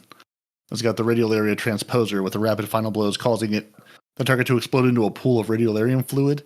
So it's got that and Cold Steel on it, or surrounded. Really? And then Relentless Strikes or Tireless Blade. So I haven't played with it. It's a Hungry Edge. It has a Hungry Edge on it, which increases your sword ammo. So again, I haven't played with it yet. But I haven't. I didn't realize that. It's a caster frame too, so you can sit back and just launch things. So I want to play with it between the Cold Steel and the Radiolaria, because I know there's also a perk in the artifact that does something with the Radiolaria. So I'm excited to play with it, but it makes the pools last longer, is what that does. So you know. Perfect. Yeah. Because again, I haven't. I've seen that there's sword kills on the Pathfinder. Pathfinder. Mm-hmm. Yeah. Because I saw that's on like one of the Pathfinder things, and I'm like, all right, well, I clearly need to bring the sword places, but I haven't. Yeah. Wanted to get through the quest first, because in my brain I'm like, I need to do the quest, I need to finish that out, then I can go play everything else, except for a match or two of Gambit while I was waiting for people and just to see if they snuck anything in there, which no, they didn't. I didn't know it was that good, dude. Because I have one. I'm looking at it with Relentless. I mean, I'm not saying it's good. Like, I haven't played with it yet. I'm not saying it's good. I'm just saying I have one that does that. Also, also will be craftables, since I got one. The first one I got to drop was a red border, so that'll be craftable. So that'll be good times. I mean, the auto rifle's craftable as well, so that'll be fun. I'm not sure I need to craft this. The call's craftable. Oh yeah, well, I'm just saying, like, they will be craftable. So, like, all of Cayde's weapons are craftable. All of them. Are they? Okay, I wasn't sure. Yeah, I've had 3 red borders of the call so far, and Yeah, I haven't nice. played as much as a lot of other people. Yeah, I've gotten I'm quite like, excited to craft that one. yeah, I think I've gotten like three or four red borders total to drop, but I've got two calls, a support frame, and one of the element swords, and maybe a sniper. The but Pro we're never Memoria, confident. which is the light machine gun, right? I haven't That seen that one one, yet. it's Cayde's light machine gun. It's a strand, right? I managed to get a roll that's got reconstruction and desperate measures. So my magazine right now is 82 before reconstruction kicks in, sir. So we're talking a 164 round magazine on a 600 round. And that's before you put the armamentarium on. So Yes. you could just use all of those bullets in one go. Yes. No, it is nutter butters, right? And then on top of that, the desperate measures, so final blows grant bonus damage, melee and grenade final blows grant a larger damage bonus that can stack, right? So you kill a couple of ads, and then you have desperate measures going times what, 3 or 5, whatever the max is, can't remember. And then just go to town with reconstruction, bro. And then like, oh, as a hunter, right? I don't have your magical armored chest piece, right? So I'm just like, Failing, yes. I'm almost out of bullets. Let me store it for a couple of seconds, pull it out. Oh, I've got a ton more ammo again. Let's go. Look, And then more for you guys that don't know, reconstruction is not like other perks. Reconstruction will load rounds while it's in your hands. So for the new players out there, like my brother being one of them, didn't know how good reconstruction was. It's like, yeah, as you're firing this gun without being a Titan, it will continuously load a certain number of rounds back into your magazine as you're going ham with this gun. So, yes. Because even non-Titans need to feel the power. Have either of you enhanced any of your existing weapons yet? Oh, yeah. Yes, I have enhanced my hung jury that I had. Well, Nice. I started to because it had what was it got? Kinetic tremors and hang on a second. My game's going very slowly, so I can't tell you. Kinetic tremors and explosive payload. So it was doing quite well in the campaign. And Nice. I was actually, as I said, I was using TQ's divination and a sword with my infinite sword block build throughout most of the campaign. The only time that I had to change it was leading up to the boss encounter, where we had to do the ogre kind of and go into the kind of other realm with those kind of Greg knights or whatever the thingy knights were, the ones that disappeared, and I had to swap to a wither horde because I needed something to kind of give something DPS. But then at one point I was using the call on the normal kind of campaign, so yeah. Yeah. Oh, it's so good. I've taken my hammer. I've got a hammerhead with killing tally and rampage, and increased both of those because again, in that final boss fight, you know, because I've got that at tier 3, so I can take that killing tally to tier 3, rampage to tier 3, and it's got 75 in the mag, and this is just not running with armamentarium, and just the amount of it's phenomenal for just going. I'm going to clear every single bat. I'm going to clear every single ad, and then I'm going to do serious damage to the boss, all without stowing or reloading that weapon. It was phenomenal for just going, let me clear everything around me so I can focus on what I'm trying to do. And again, I'm sure it's not the top DPS weapon. I wanted to stay away from explosives because of Frozen Clan shenanigans. I will blow myself up inevitably. And this was a really nice just add clear DPS. I can just sit here and rain fire down. And it was just really nice to go, I have this gun now. I can enhance it and make it better. As well as sticking some extra artifact slots into my exotic armor pieces. So my lovely little precious scars is now, a little bit more enhanced, which is just I didn't intend to go into this with the precious scars. It's just the build I had on from Onslaught. Yeah. But the healing and the reviving, just giving that overshield and giving that life-giving energy was so good, and being able to build, swap my super around and my weapons around, because it's basically, it matches to whatever your super is. It gives you that burst of healing. It saved me so many times. Yeah. And then, because I brought that in, and then I brought, I basically alternated between Telesto and the Malfeasance, again, with all the taken things, or just going, I need to do a lot of damage with a nice big clip. the malfeasance was so good. I basically crutched on that for the final boss fight and a bunch of other things. Just laying waste to thing with that beautiful taking gun. It makes me happy. What, you can enhance malfeasance? What? Hold on. What? No, can't enhance malfeasance, but it's got 20 bullets. It lays waste to taken. Oh yeah. And you can just hear him go pap, pap, pap, pap, pap, and just watch that damage increase. Like, it was really nice to pop out of cover, hit a boss with a bunch of malfeasance shots, go back and cover again. Or when he did stick around long enough during the relic phase to get some extra shots, because you can shoot out of the relic if he's visible.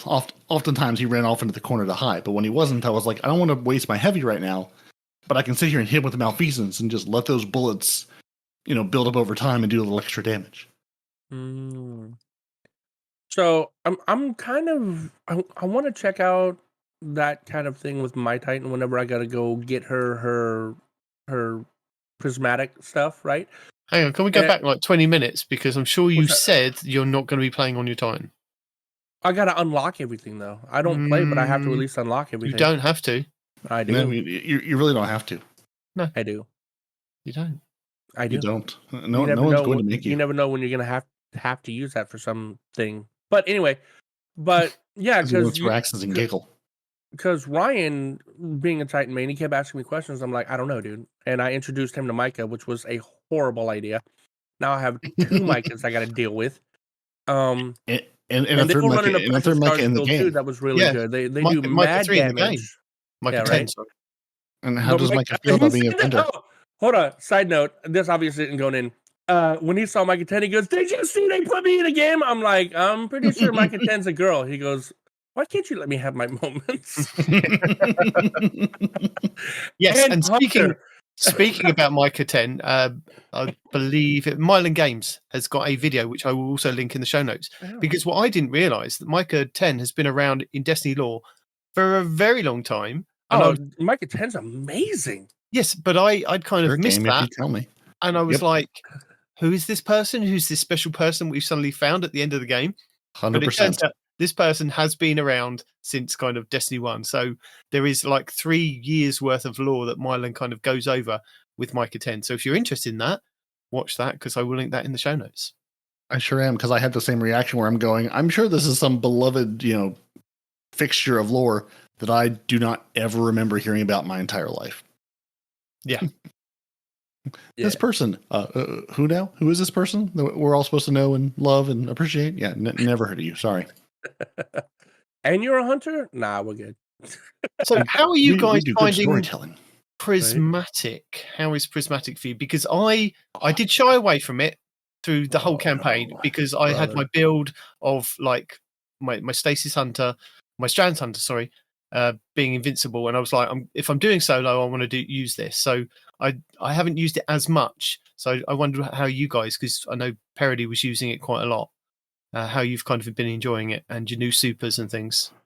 Night Demon, you were given the Prismatic. I've been born in the Prismatic. I've been Prismatic before it was a thing. It's so good. You've been rehearsing that, haven't you? It really is. You've been waiting for me to ask you that. 1,000%. That's been in my brain since, again, I saw that first trailer where they're like, you're going to be pink and have all of the powers. No, like I basically adopted it immediately. 1, because I said, well, let's play with all the new toys you've given me. Yeah. And 2, because I can suspend you, electrify you, and then rockets at you. Yeah, and then I can thunderclap you or shield throw, depending what I'm doing, and it's just stupidly good. It's so good. Like, and I don't even, I did the legendary campaign, so I've got, the pieces unlocked to give me from there. And I'm going to watch MacTix's video about where I can get the rest of the pieces from. But it's so much fun. I'm really, Some really of them are enjoying definitely a grind. Did you get the ones in the story missions? No, I missed I have not touched those. Yeah, no. Like unless I stumbled across it going through the wrong way, and I didn't realize there was extra hidden chests. I was like, damn it, I've now got to go back through. Well, I've got to go back through anyway, but that's fine. Ryan found one and he goes, dude, there's a chest here. I'm like, no, there's not. He goes, dude, there is. I went back and I looked and there was a prismatic chest. I'm like, oh, are these in the missions? Yep. Yep, 100%. Yeah. I started watching that video and it's like, and this mission is here. I'm like, yeah, so I need to go replay those, which I'll just do on normal because I don't care and I can just knock them out. Yeah. But yeah, I'm really enjoying those building blocks. I'm really enjoying the mix and match. And again, the power fantasy it gives me, and the new super. Oh, the new super is so good. I've basically been waiting, looking at that icon until I had it unlocked, going, I'm going to throw giant void axes at you, and I'm going to laugh my head off, and I'm never taking it off again. Because it's such a fun super. Yeah, I mean, I've got a guide in the show notes from Aztecross going over all the prismatic fragments, aspects, and abilities unlocked every location. It's about 18 minutes long, but it kind of goes over where they all are to go and find them. I also have Esoteric's guide of all 8 visions of the Traveler's locations. So something I wasn't sure about. And I'm not sure whether it was yourself or whether it was Blue that we were talking about these different kind of boxes that have been throughout the game. There's like these boxes with like blue circles on, or orange triangles, or I don't know, color squares on. They are paranormal activities. That's what they're called.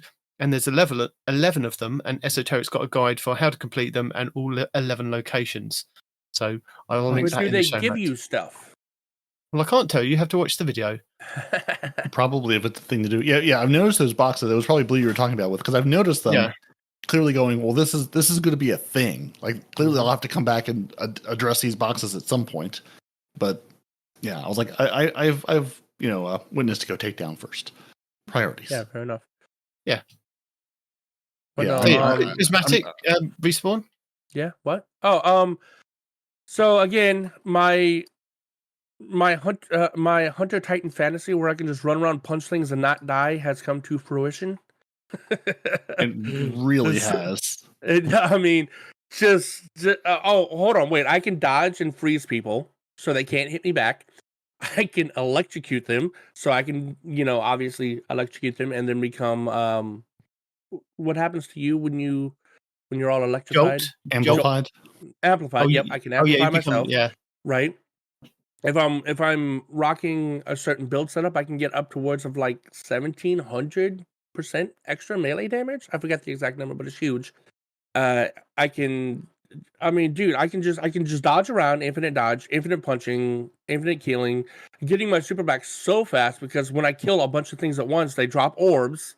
So now I'm healing, I'm recovering, I'm building super, I'm freezing thing. It's like, what are you gonna do to me?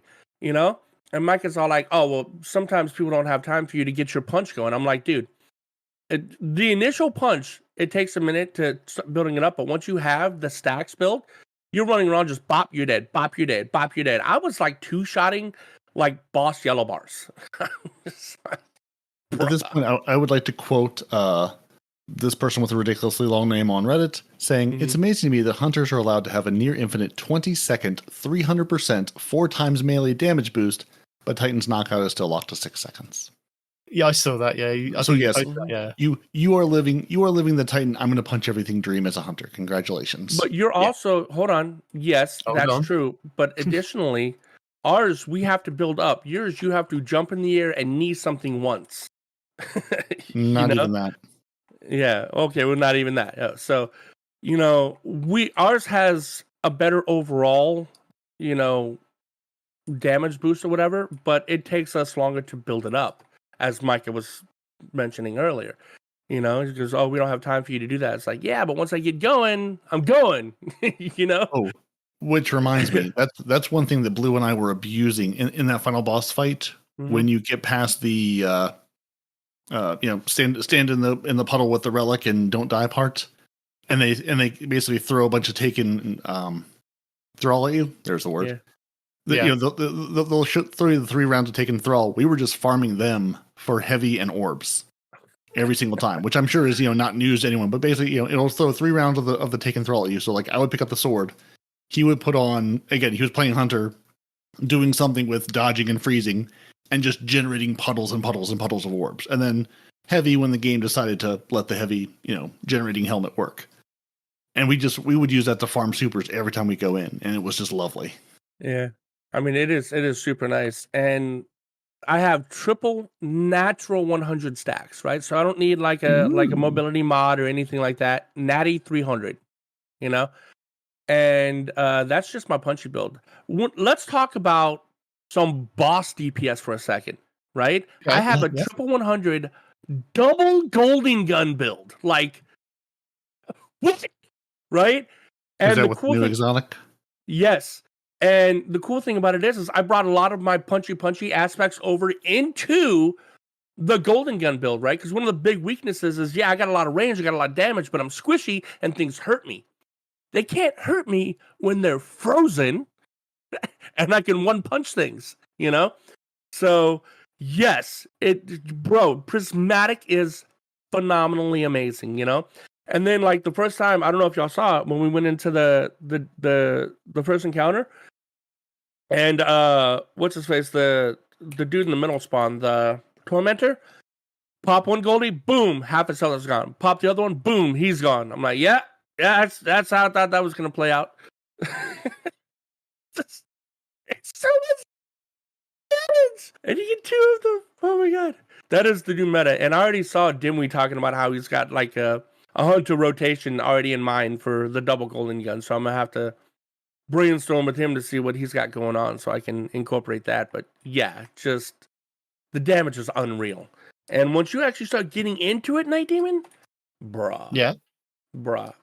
I've had builds saved that I've never gotten rid of, and I've overridden them with multiple prismatic builds already, just because they're so good. It's not that I don't want to get into it. It's just that I have that, my Invincible Hunter build, Invincible Titan build that I would kind of just want to use. Yeah. I've got an Invincible one for that as well. I'm just jealous. It's called Keep the Hunter in the Ship so he never dies. My hunter has far fewer deaths than any other character. He's basically invincible at this point. That's my Invincible Hunter build. I didn't even think about that, Perry. That's a good strategy. In that case, I guess my Titan's most invincible. But there's so many good builds, like even Warlocks. I saw Warlocks that were just chucking nades just like the whole time. And I don't mean like the gauntlet that you can throw 5 at once. No, I mean like here's a nade, there's a nade, there's a nade, there's a nade. There's a build. When do you run out, dude? There's a build where you can have a solar buddy, an arc buddy, and I think it's the void buddy as well. I think it's the void one on a build that I've watched at some point. I have one in the show notes from who was it? I can find it. Warlock God mode from Lucky 10p. But it does require the buried bloodline and the gauntlets, the whatchamacallit, the new ones. No, the old ones, the ones that give you the arc buddies, the Getaway artist. That's the one. So you can use it on Prismatic and have I think it's Void Overshields or something like that. But it looks phenomenal, and I'll link it in the show notes because it is definitely worth a watch. I also have the #1 best Prismatic Titan build from Mactix, and then we have the new Titan aspect is absolutely broken in PvP from Destiny Fun Police. The Dodge Rocket one? I'm not telling you. You have to watch it. No, Michael was telling me something that I'm so upset. And then probably along the same lines as your one from GSX Clyde, the broken Prismatic Hunter build, punch everything, and then you can swap to your Golden Gun and your Celestial Nighthawk. So it was kind of building up your amplification with your Liar's Handshake, and then swapping to your haven't I just said it? Celestial, yeah, that's the one. Swapping to Celestial to get your Golden Gun, and using the new sniper as well, I think. So that looks pretty cool. I'll link those in the show notes because they are definitely really worth like kind of swappy builds, right? I mean, no, I don't. But if they work for kind of building up, if that's your thing. Yeah, because especially with this one with the Hunter, it was like he was getting his super within about 45 seconds. I mean, he started off by saying about 30 seconds, but probably for him, 30 seconds, 45 seconds, and you've got a super, swap over to your Celestial Nighthawk, use it, and then swap back, generate it again, and then you've got another super. And to me, that sounds really good, but like you, it's like, I've got to swap. I'm going to stick with the one thing like I have been doing with my sword build. Only swapping out a few weapons here and there, but you know what I mean, yeah. I never thought I would see the day. What? I just saw one of the booty has put out a build with the insurmountable skull fort. That brings me back. So yeah, I'm basically just, I was going to put links in the show notes, but really just look at Mactix, MACTIS channel. And plunder the booty. plunder the booty, PLUNDERTHA booty. Just look at their channels because they've got a bunch of builds coming out that we could tell you about them, but there'll already be a new build out by the time you hear this. And clearly, I need to go into Warlord Drew and get the Buried Bloodline. Yeah, so do because I. there's a lot of things going. Because Blue's been running with it, going, "You should put this on." I'm like, I don't have that one. I have the Indebted Kindness, but I don't have that one. Yeah, I don't have that one either. So if you want to run, we can do some runs. Yeah, I definitely need to go run that at some point and actually get it to drop for me. Because I've seen a bunch of builds and I'm going, oh, I don't have that yet. Oh, I don't have the new exotic yet. Oh, I need to go get that gun. But just it's I'm just excited to have things to chase again that are like that are not like raid exotics and things where I'm like, yes, I could do that, but it's a whole thing where I can just go do it. And I want to go play the 12-man activity over and over and over again. Haven't seen it yet, except for the first couple seconds of Broman getting into it, and I was like, let me not ruin this for myself. I wanted a big team battle style, just everything go ham on everything else activity for so long, and I'm very excited for it to be a thing and that it's match made, so I don't need to go find 11 friends to bring in with it, which would have been a Destiny move of go get 11 friends and do this. No, we don't have 11 friends. We're old now. Sorry. What's a friend? Unclear. Oh, I'm your friend. You are, but you're very far away. I am. But one thing that I know you did say to me during the week when we were playing the campaign respawn, and it was something that I kind of picked up on as well, was that the bit confused with Cayde, and you were confused with Cayde, and I think you said you wrote it down as a make a note about it, that when we initially met Cayde in the cutscene about 6 months ago, must have been about 6 months ago, he was all cracked with light, and the gun, the Ace of Spades, was all cracked with light, and you could see it glowing from his eyes. We've now had several cutscenes and met him in the campaign, and he doesn't seem to be as cracked as he was kind of portrayed to be. Yeah, because like in the first trailer we saw where he's talking to Ikora, he's cracked with light and whatnot, right? And then when we see him, all that's gone. Now his gun sometimes has the crackling light, but not always. Yes, yeah. So I guess it makes sense that he's made of light because of the Ahamkara wish, right? Sure. But if he's made of light, then why is he not just like always cracked? You know what I mean? And why not always? Hold on. Why is he never cracked? Is what I meant to say. Yeah. You know, because the whole time we didn't see the same Cayde. I didn't get to see the fireside chat with Ikora, which I was really looking forward to in game. I know it's already in a trailer or whatever, but I was looking forward to seeing it in game. Never happened. What the hell? There's so many stories I would like to see. There's so many things alluded to or referred to, or it's like a line in a cutscene that'd be so easy to miss.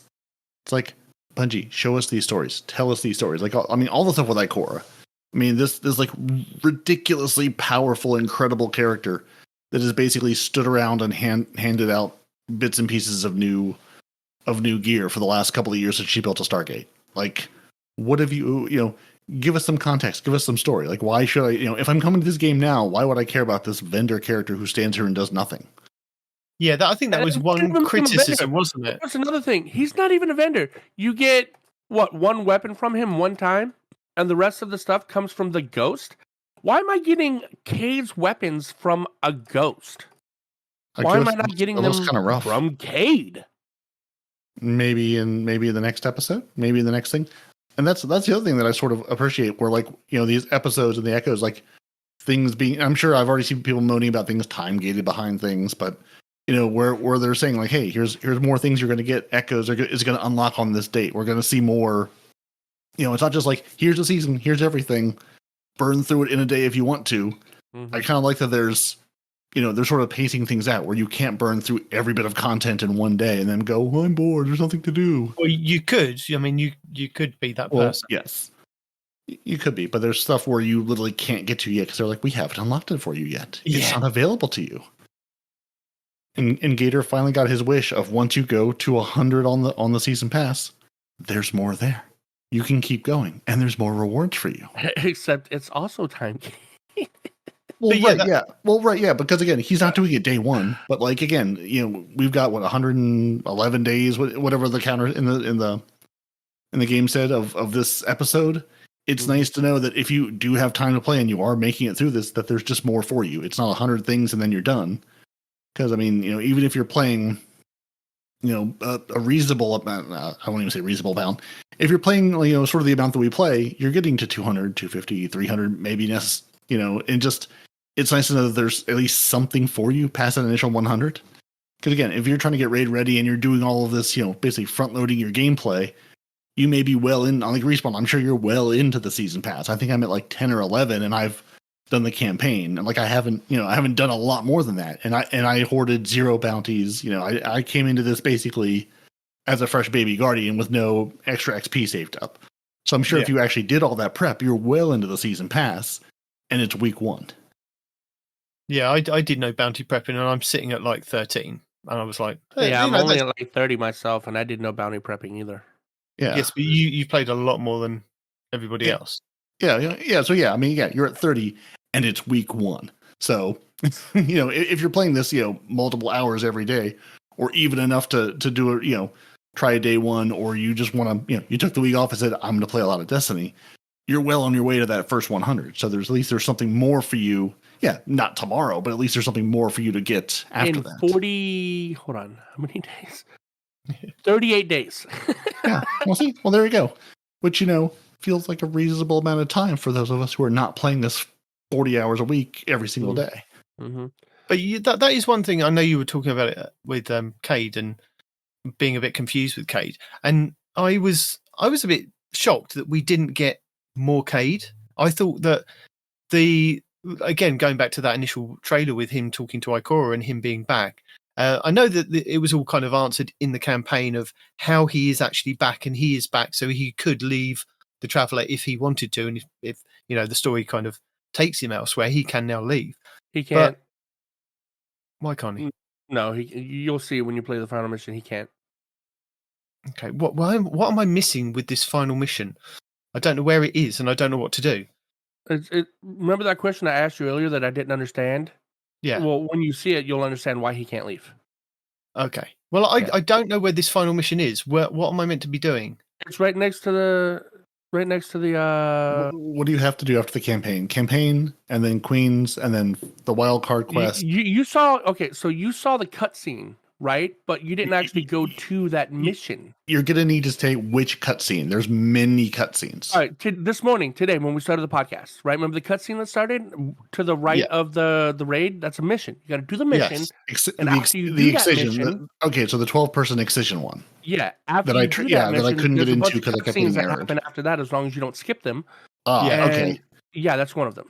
Yeah. Excision was too. Yeah, okay. Yeah, I tried to get into Excision, and then Bungie later on said, "Hey, if you're seeing a bunch of bat errors, restart your game and try again." Because that was Blue and I tried to get into it because I was like, "It's done. It's up. We should go play it." And the game was like, "No, we're gonna kick you out of it every single time." Then I had to run up here to do this. Okay. So go play Excision.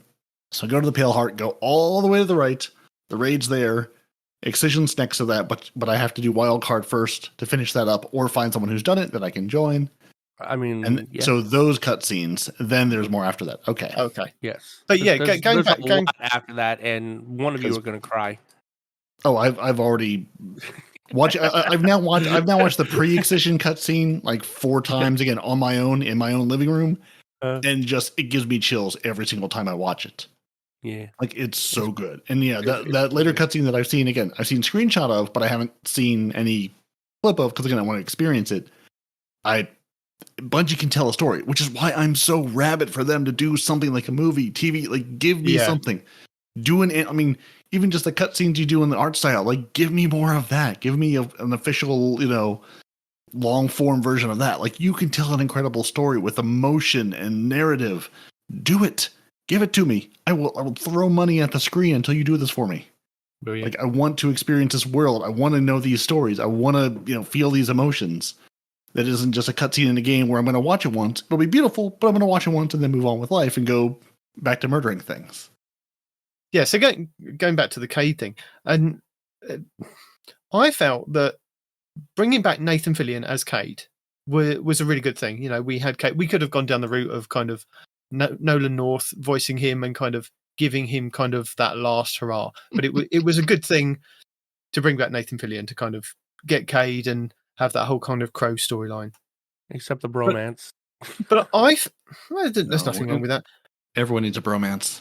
Yeah, but I do think it was overhyped at the time, and then we didn't have anything else in any of the other trailers kind of going, this is a big thing. It was quite a big thing when we first saw that initial trailer, and it was nice to see him back, and nice, as I said, to have that resolution with his story with the Crow. But I felt there should have been or could have been more with Cayde. But I don't know how you guys felt. I'm hoping it's just like too early in the episodes, and we're gonna see more with Cayde. Because if it's just like, oh, we're bringing Cayde back, and you can have that like one emotional moment, that's gonna feel. It's gonna feel cheap. Yeah, exactly. It's gonna feel like you built this up. You built the hype train, and then you just like let the hype train derail and forgot all about the hype train. Yeah. Yeah, like I hope Cayde does more. Too. Because like I said, man, the whole, I mean, yeah, everybody deserves a romance or whatever, like you said. But the thing is like, I don't know. I think it was too much. I understand Cayde forgave him and this and that and the other. And I can even understand that Cayde was trying to train him to become the Hunter Vanguard, I guess, right? But they were just too buddy. Like, one of the good scenes is when, like, Crow's like, oh, well, you just caught me off guard. And then Cayde pauses for a second, and you can kind of hear his voice change. He goes, well, I guess that makes us even, doesn't it? Calling back to when Crow killed him, Yeah. That is more along the lines of what I thought it would be, right? But everything else about them eating popcorn together and having fun and laughing and joking and this and that and the other, that seemed disingenuous to me. It seemed like they were trying to push something unnaturally. I think that felt fine to me. Okay. I just thought I assumed, I think, with them bringing him back, that there was more to the story than just him being back to finish his story with the Crow and hand over the Hunter Vanguard. Yeah, that's what I was curious about too. Is like, did this feel forced? This person gunned you down. I think it did. You're seeing for the first time, and it's like, oh, we and then just that throwaway line of like, oh, we were adults and we talked it through. I'm like, did you though? What about your character leads me to believe that you were like, I'm just gonna let it go. I've been dead for a while. Now I'm not dead. I've had some time to sit here and think all alone. We're just gonna talk it through. It'll be fine. Well, he wasn't alone. He was with Sundance for a while, and that tilted him too. That he was yanked away from Sundance by Crow. Once he found that whole thing out. But like, I don't think it was disingenuous. I think Don is right. He should have shot him in the face at least once. I think it would have been funnier if he knew he was a Guardian first and then shot him in the face. Just as like a comeuppance, like now we're even or whatever.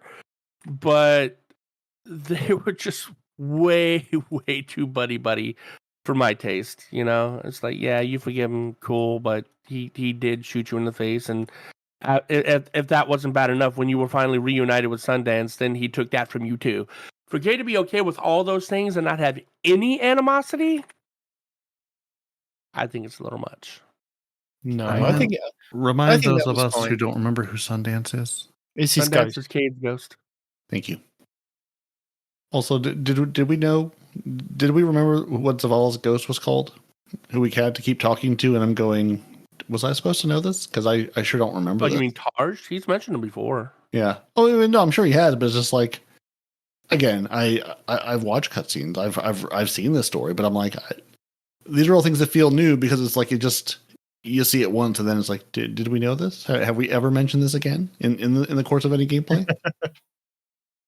And people are out there probably going, yes, you Walnut. Yes, absolutely. Everybody knows this but you. But I did see there was quite a few complaints that Ikora's story has kind of just been very wishy-washy, and that it's kind of there's, apart from her meditating and having a 15-minute kind of chat with Cayde, I expected a full-on cutscene of like her punching the hell out of him. So you're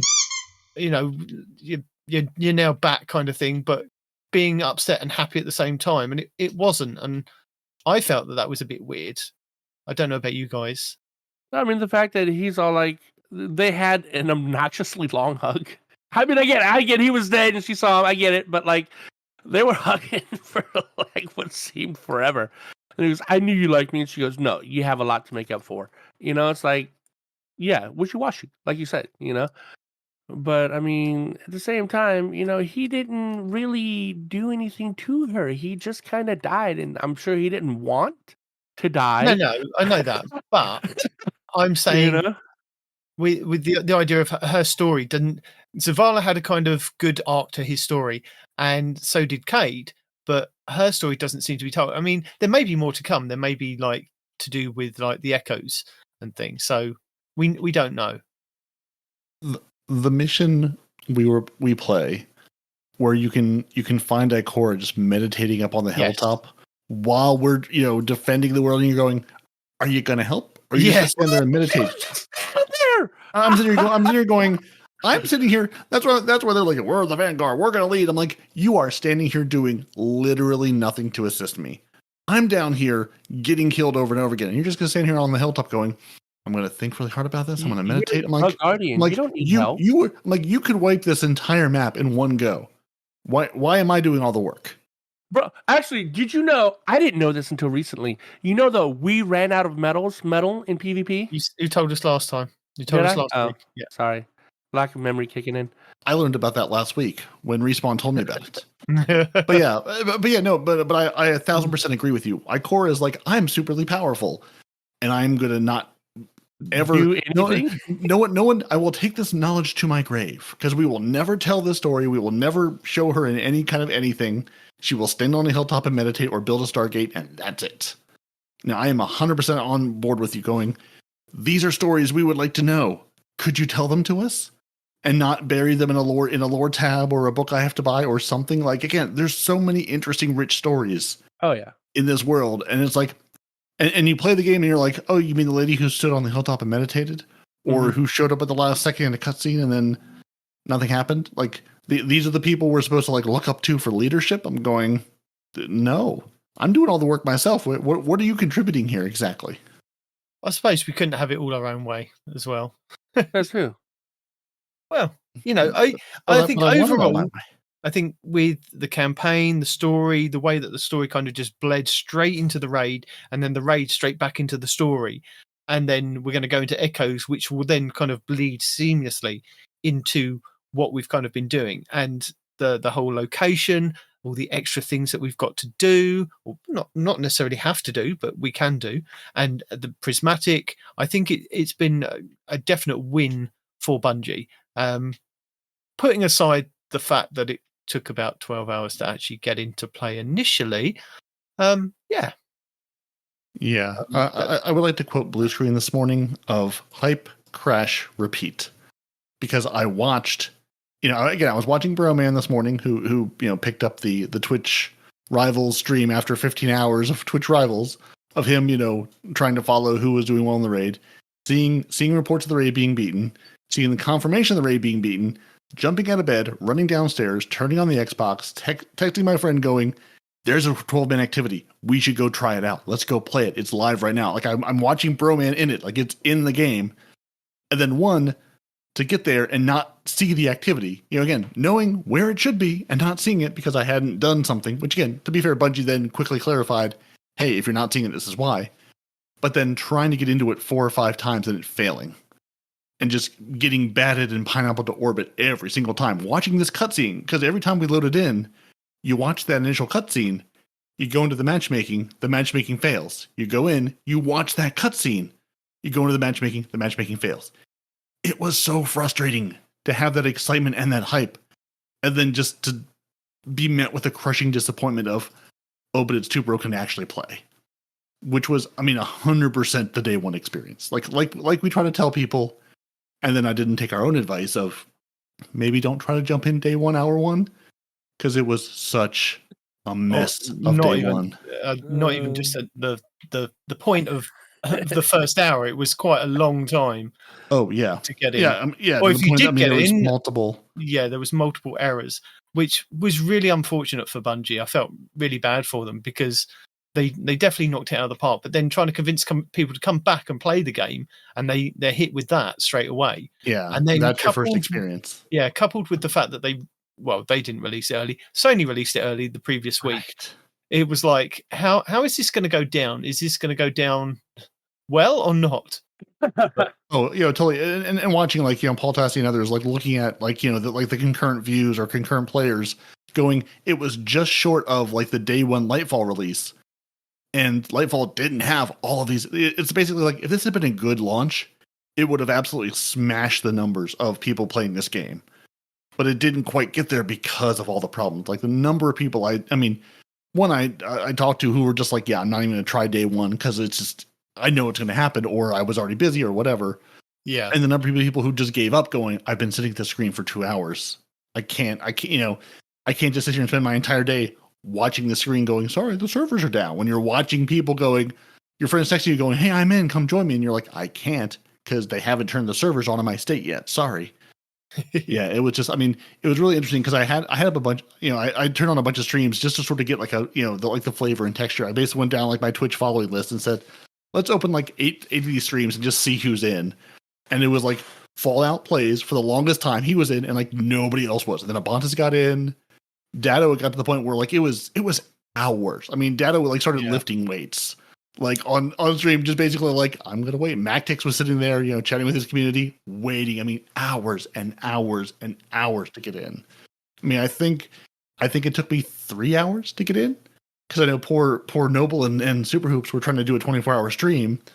Hoops got in, I think maybe within the first hour and a half. Relatively quickly, maybe even quicker than that.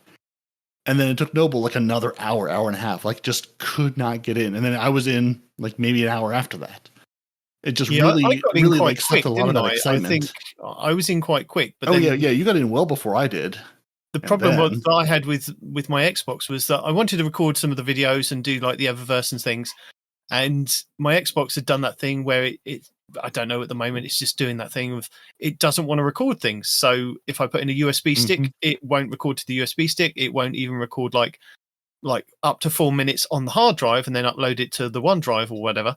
It just kept not doing anything. So I made a note of all the different things, had a look on the videos that I had saved, and was able to make one of the videos, but then I wasn't able to make the whatchamacallit, the Eververse one. No, just the Eververse one. So I took the decision to restart the Xbox, and then I was like in the queue to get back in for quite some hours, and then I was like, you know what, I'll make the video tomorrow. It's not going to happen today. I feel that this is going to be one of those things where I'm going to be sitting in a queue for 6 hours, and I would rather kind of have some rest and get into it tomorrow and enjoy it and make the video, which is what I kind of did. So yeah, 100%. Because I got in, and then like I think I got in, like went to the tower because I was just gonna pick up like gunsmith bounties and like turn in some of my engrams because my engrams were full. So I was like, let me turn those in so I don't lose them or they don't get kicked to the postmaster. And in the process of like turning in those engrams, like 30 seconds into the game, my game hard froze on me, and I had to restart the game, put me back in the queue. At least it got to the throttling login screen that time, but then it was like another half an hour before I was able to get back in. Just, again, we try to warn people day one. It could be rough, but this was definitely one of the rougher. Yeah. I was chatting with you and Blue, and I saw Respawn got in relatively early. Was it Shadowkeep that had like a really rough launch where they had to like, was that the one where they like turned off the servers entirely? And I know this one they did a couple of, I think there was a maintenance window like every single day practically, leading up to the raid for at least a couple of hours. At least they didn't kind of have that. They had a little bit of a window where they knew that they had to kind of do things to turn things off for the raid. Yeah, but they had 24 hours of downtime. You're supposed to be a AAA rated company, right? And I understand some things take time, right? But like in the 911 world, we have to prep. We have so much preparations to do before we actually start. Yeah, but that's doing what we need to do. Hold on, let me finish. No, it's not different, right? Because something has to be done, and be up and running as soon as possible because it's 911. Now, if small companies can do that on our 911 center, a AAA rated game with all this, with Sony at its disposal, should have had way more prepping done ahead of time. I would even go as far as saying have a second set of servers already up and running that have already been tested and they know works, and then turn those on, come the raid, turn off the old ones, right? And that way, you're up and running what seems to be in a flawless manner, And the fact that they had 24 hours to do this and they still didn't is so infuriating. You have resources at your disposal and you just didn't use them, It's just, man, there's no excuse for it. There really isn't. It's almost like maybe they shouldn't have laid off all those people, like from teams that maybe they might have needed or wanted for this activity. Right? Yeah. Anyway. But apart from that, there's ways you can prep, even with a small team. There's ways you can prep so that I call it a cut day, right? Because that's when we cut from the old to the new, right? Yep. But whatever they call it, there's all kinds of ways to prep before the actual day that you need to go live to prevent things exactly like this from happening.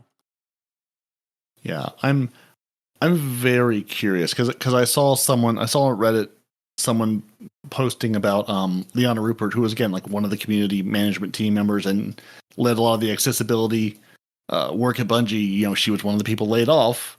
She had recorded a video last night that I don't know if it's worth linking. I mean, it's not worth linking to in a like necessarily like Bungie way, but she definitely alludes to a lot of sort of the working condition. I mean, some of it is industry wide of just the working conditions in these games where people are, just being jerked around left, right, and center and moving across the country only to be laid off or, and just all of, which is like, not a Bungie issue, but is a, industry wide systematic issue with the video games industry. But she also talks a little bit, I mean, again, in veiled ways, because she's like, I still have a career I'd like to have and not be completely blacklisted by every company in the world. But there's definitely just the toxicity of Bungie management. And just like, she says time and time again, as have, sort of reading between the lines of what, Dylan, DMG have shared and others have shared, it's like the devs are phenomenal. It's the management who are just making these ridiculous timelines and, oh, we didn't hit our sales goal for this. Well, were they realistic? Did you pull them out of the air? I think sometimes that is the issue in even in the kind of the like corporate kind of world, is that you get people that don't start at the ground level or haven't been on those kind of teams to understand how things actually work. And I thought at Bungie a lot of people were from the ground up, and people that come from the ground up are very realistic with targets and how things can go right and can go wrong. But you get somebody that's actually what you're doing. Somebody that's kind of just focused on kind of, we're going to get this so that we can hit these targets, isn't always in sync with whoever. So it's one of those things, and unfortunately it's in every business, in every kind of shops, corporate, it's just every division basically. That's why really nice. My company, I have two supervisors that were at one point in time techs. One of my supervisors was my senior tech for years before he became a supervisor, and having people like that are willing to fight for you because they know what's going on is a huge asset. And Bungie that's what I'm doesn't saying. have that. Well, I think they do, but it's just that the people that are now in corporate, and unfortunately, if Sony do take over, they're going to lose even more kind of say of things and be more corporated with targets and numbers and things like that, and it'll be less Bungie than what it is now. It's like it's gonna be quite hard, but hopefully they've knocked it out of the park, and we don't have to have that. Well, that's the thing. I mean, they've knocked it out of the park. But also, I have to wonder again. I mean, between the 6-month delay and the bugs at launch, they've knocked it out of the park. But at what cost? To again, I mean, these poor. Again, the game was down. We're all complaining about the bugs and the issues. Well, they are working around the clock to get this back up and running. Yeah. I mean, after doing all the prep work, after doing the 25 hours downtime, after doing all this, to continue have to work like another full day plus, trying to get this back up and running. I mean, you're talking about doing we've been talking about you're doing a 18, 19 hour stream of playing the game, trying to get through the content. You're trying to figure out why is this massive worldwide online game system having the issues it's having? What levers and what mechanisms can we push and pull without breaking things worse to try to fix this in real time while the entire world's on fire going, oh my God, look at what's going on with this launch. This is terrible, blah, blah, blah. Everyone's screaming at Bungie going, what have you done? Why have you done this? Well, it's not, it's preparing ahead of time. That's the key to it, right? I mean, I yes, know people have heard this dumbass phrase where it's like failing to prepare is preparing to fail, right? Yeah. And that's exactly what happened, But even in the best of time, I mean, you must have been involved in your career somewhere with you've prepared. It worked beautifully until you flipped the switch and then it all burned down. Oh, absolutely. Like there's some days where, and again, there's some days you can prepare, you can prep, your staging server's running beautifully, your tests have run beautifully, everything's passed.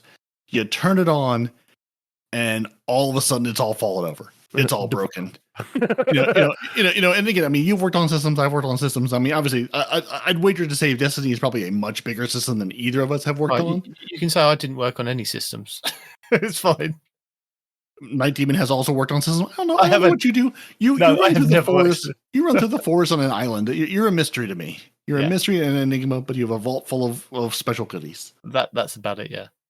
That's about it. It's kind of a big deal, but okay. Again, I mean, in all of our careers, we've worked on things where you've planned and you've done this and you've done that, and then something happens, whether it's known or unknown, to throw it all away. And it's not like Bungie didn't spend the 25 hours prepping and testing all this. Something happened. Sony pushed the game live. Sony, made a move that broke something in the process. I mean, who knows? Them pushing the game live may have caused something to happen that Bungie had to undo at the 11th hour that screwed everything up, going, well, we needed to have all this in place and you've pushed it all live. So we had to take it all back down to then set it all back up again. And, that process is 3 hours and we have an hour and a half to do it. Let's see where we get to. There's just no way to know. Like part of me would love to know like the inside story about a lot, not just Bungie, all of these things. Cause I'm curious from like the technical aspect of like what really happened. And I know they're never going to tell us in the moment, 15 years from now, someone will write a tell-all book and we'll get the full story on a lot of this. Even just, what happened around the launches or what happened in these aspects. But until then, it's, it'd be nice if the industry would do better and people would have better quality of life. Because if they're happier, we're happier and everyone gets a better game out of it. Yeah. Anyway. That was a good tangent. That.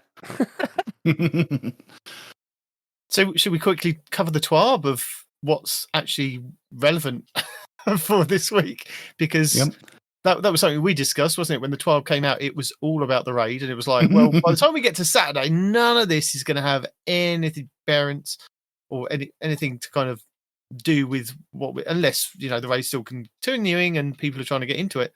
But, enough, it was. Which it was up until recently. Yeah, a bunch of things were disabled, a bunch of things were off. You've either watched Twitch and gotten your emblems, or you haven't at this point. Friday maintenance has come and gone. There's a pretty raid jacket and a raid bag and all sorts of raid things you can earn. So go do that if you want to. There's still a little bit of time as we record, but no time as you hear this. I'm imagining. No time like the present. I do like the jacket. I do like the bag. I like the jacket too, but I probably won't get to keep it. But Luna already has the last jacket. I do need a new jacket. Luna has every jacket in her mind. It's just adding to her collection then. Mm-hmm. But we're not going to get the belt. That's definitely gone. Nope. That's not us. Yeah, no, miss her opportunity for the belt. Surprising no one. I'm surprised I got a team together. Like people reached out to me, dude, you doing the raid? I'm like, I don't know. Do you want to? Like, yeah. It's like, cool. Be like, yeah, if you come with me. Yeah. I'm like, not without you, I'm not. He's like, all right, let's go. Yeah. So you should save the date that respawn. You should pull your calendar out, get your pen, or sharpen your pencil, because the final shape is out, but they're just getting started. Because now we have Echoes. The Echoes are coming. So June 11th. Echoes launches, so that is on Tuesday. Basically, this coming, we're talking to you on Saturday. You're probably hearing this maybe on Monday. Tomorrow on Tuesday, Echoes launches. But June 8th, another game comes out too. So don't care. No, other games come out. I don't know what you're talking about.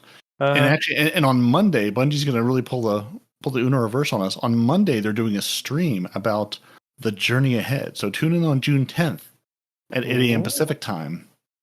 And they're going to talk all about It all begins with a single step. They're going to tell us about the next tier in Destiny.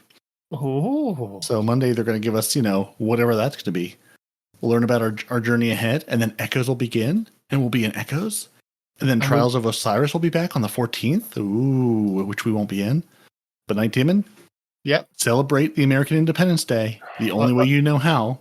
By July 2nd, Iron Banner's first week is back. Yes. You can go play all your Iron Banner. And then in the week of August 6th, Solstice begins. So so mark your calendars. Those are things that's happening. So Echoes and Trials very quickly. July comes Iron Banner, and August comes Solstice. Brilliant. That's what I like. Brilliant. Now, have any of you gone into PvP since this came out? Yes. I played 3 games of Supremacy to see if I could pick up the other team's axe to throw it back at them. And also, I'm still not good at PvP, but that should surprise no one. Yeah, but I played some Crimson Doubles because of the what? Yeah, how was doubles? I saw there was a doubles mode. Crimson Doubles, eh? It's back, but it's not called Crimson Doubles. It's 2v2 Clash, and Clash it's in doubles. it's in the Crucible Labs.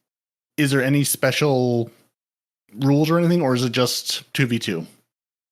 No, it's got the kind of the rules that we had in Crimson Doubles, where if you're together, you'll get like increased handling and reload speed, and if you're apart, you've got speed and things like that. Yeah, there's a couple of rules for it, which would have been nice to know before it kind of came back. Because I saw that, and again, I didn't have a buddy to go in with. But if it was basically a Crimson Doubles and Crimson Doubles and Crucible Labs, I would have tried that out because I saw that, and I saw Supremacy, and was like, let's try Supremacy, see how that goes. Because I just wanted to sort of, I don't know, jump in, get a feel for it, start my little Pathfinder mission. Yeah. Which Pathfinder? They actually have Gambit things on the Pathfinder, which I find hilarious. You don't have to do them necessarily. That is awful. But I think it's phenomenal. Where they're like, we're not going to make you play it. Just kidding. We're going to make you play a little bit of it. No, you absolutely are.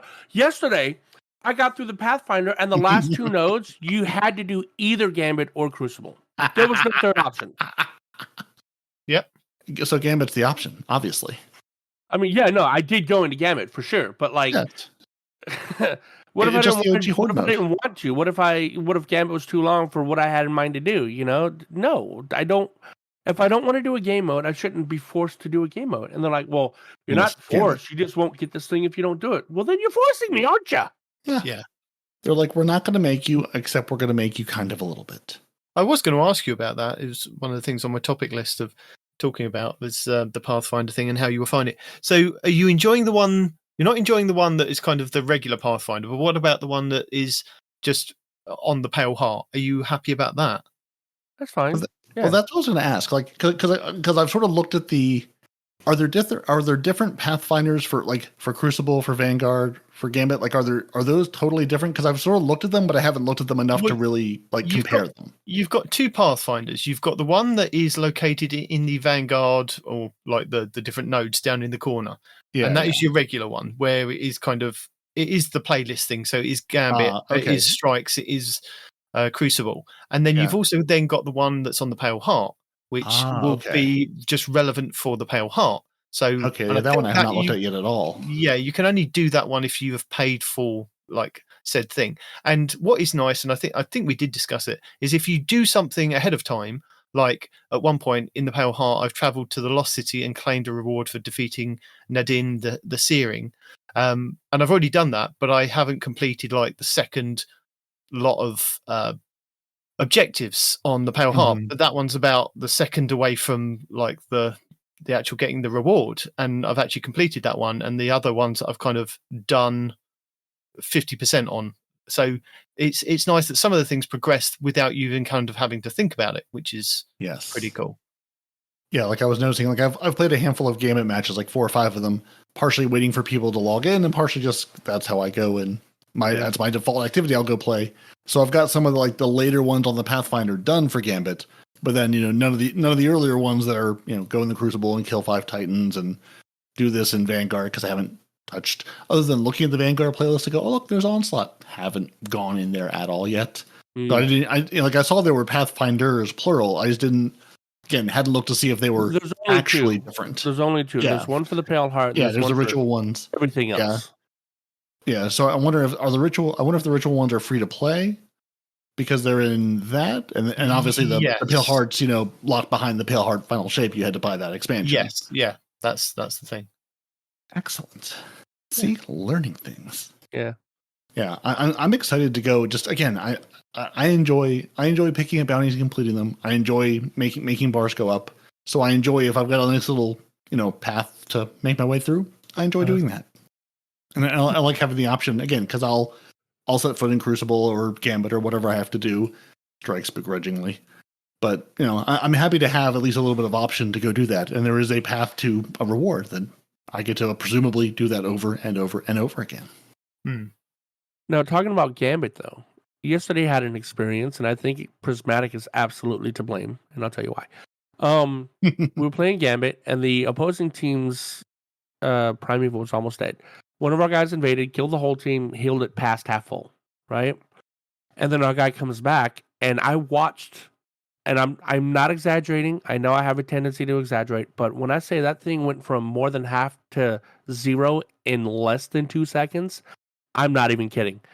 And it's got the damage gain. So once it got to like that health marker, it should have stopped. No, it just went from more than half to dead. And I looked at the other team and I noticed they had a bunch of hunters, and I'm like, curious. And they were all rocking double gold, and I'm like, oh no. Yeah.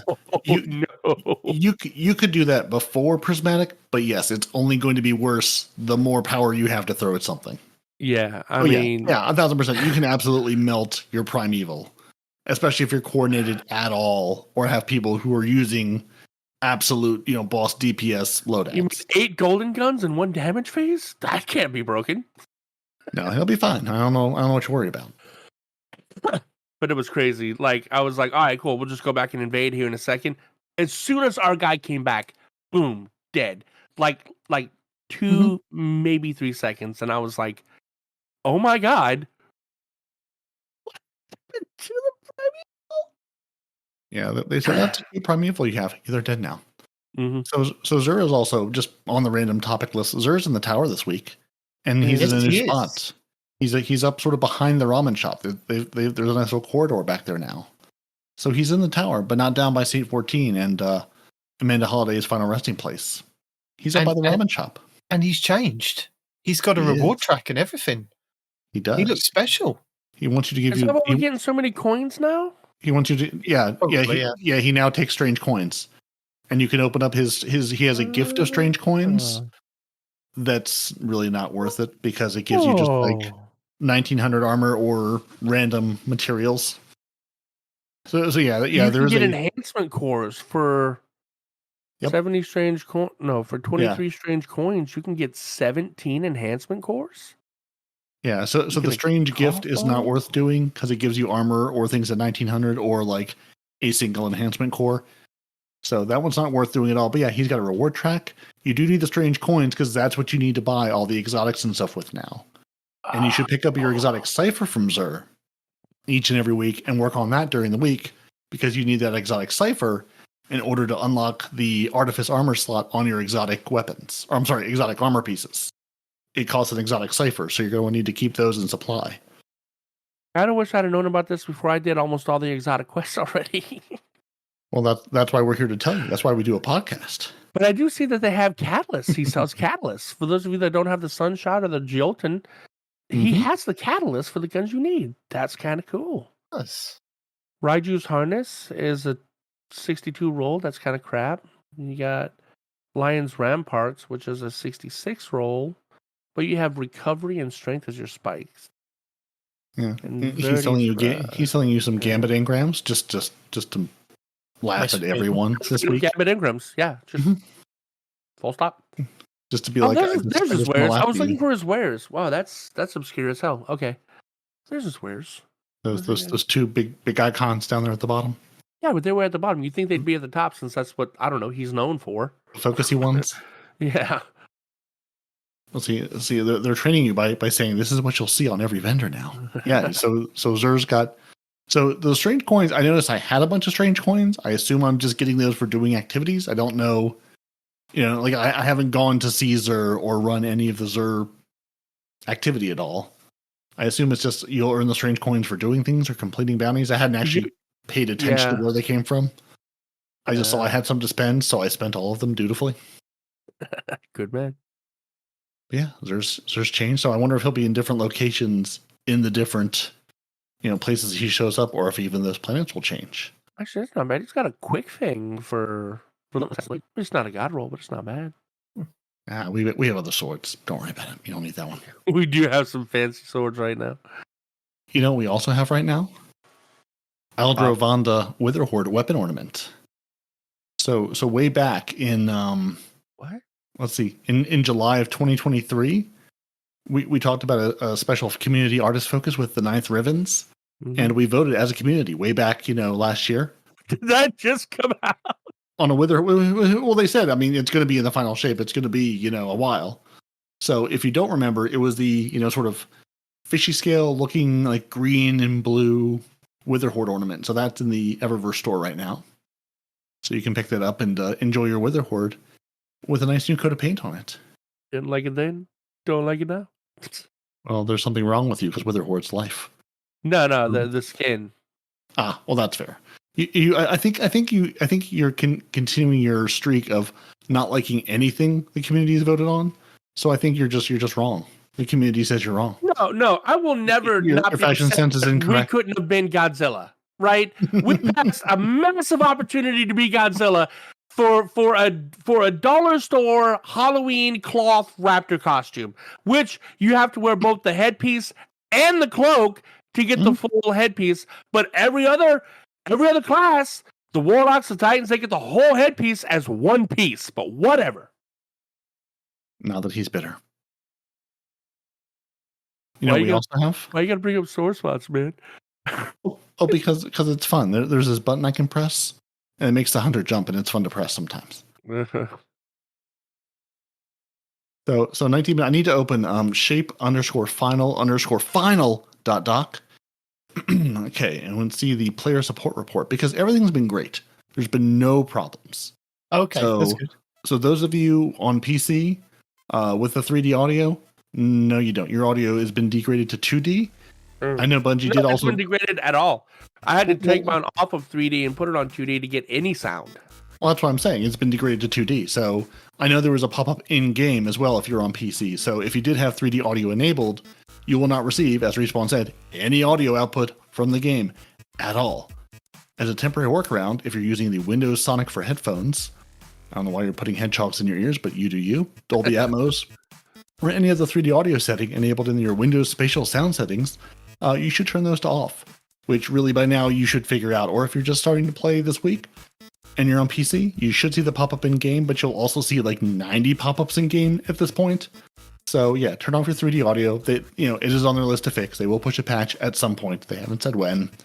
Raid racings have happened. By the time you hear this, that'll be over and nobody will care. And there's some known issues. So the description for the Deconstruct perk does not reflect the recent changes in this last update, 8.0.01. Deconstruct now refills the ammo from reserves. So that's what it's doing, but it's not going to tell you it's doing that in game. Oh. Head Sanda. The Khvostov 7G0XS traits Eyes Up Guardians incorrectly states that ricochet shots deal more damage. The ricochet shots? Yes. I cannot say words today. So the ricochet shots do not benefit from the kinetic surge armor mods either. So they should, and they currently are not. During the Final Shape campaign, if players do not open the chest in the Blooming Deep Lost sector before the cutscene plays, the loot will be lost. So make sure you open that chest. The Leaving Final Shape campaign pop-up is displaying placeholder art. Activating your Prismatic Hunter's Blink Dagger while mid-grapple causes the player to fall. So if you've been falling out of the skies, Hunter, that's why. The Solar Hunter Knock 'em Down aspect does not increase the number of Blade Barrage projectiles. Nope. So just don't bother using it for now. The ability description for the Hunter Arc Staff Super does not mention that the 3 attack combo or ground slam applies blind. So if you're wondering why you're blinding, that's why. Vestiges won't auto-convert into memory items. If the memory item is in your inventory, players must obtain the vestige after the memory is used for vestiges to be converted into another memory. Well, that's a hard wait. And those are all words I don't understand, but Respawn does, so yeah, if you've gotten there, that's why that's not doing that thing. Well, what you need to know about that is, the fragments you don't have, you got to farm these damn chests and these activities. You got to farm chests for the dark, activities for the light, right? And you can only have so many. Well, you can have as many as you want, but every 5 you get will transform into a key that will take you to a chest somewhere on your map to open to get your fragment. Well, if you have, let's say, you have 5, they transform, and you keep doing that activity and you get more than 5, again, well, like me right now, I have 12, but they won't transform into a key until I go into the activity and do the activity again and get another one of them. In that case, Bungie will be like, oh, you've got more than 5. Let me make you another key. Because I had a key when I got the extra ones to begin with. So, yes. So play the activity, earn key, open chest with key, play activity, earn new key. Basically. Very good. If you've been saying, didn't you guys say all of these lists of things will be removed from your inventory? Well, it turns out your old seasonal currencies from seasons 20, 21, 22, and 23 were not automatically removed. So that's why you have a bunch of old currencies laying around. Presumably they'll be removed at some point, or you can delete them if you can delete them. Players who were tracking triumphs that were sunset with the launch of the final shape cannot untrack them. But you did warn us ahead of time, untrack the triumphs, because when the final shape launches, you won't be able to. Otherwise, those are still tracked, and then you probably can't track new things, and you're sad till they fix it. Oh, man.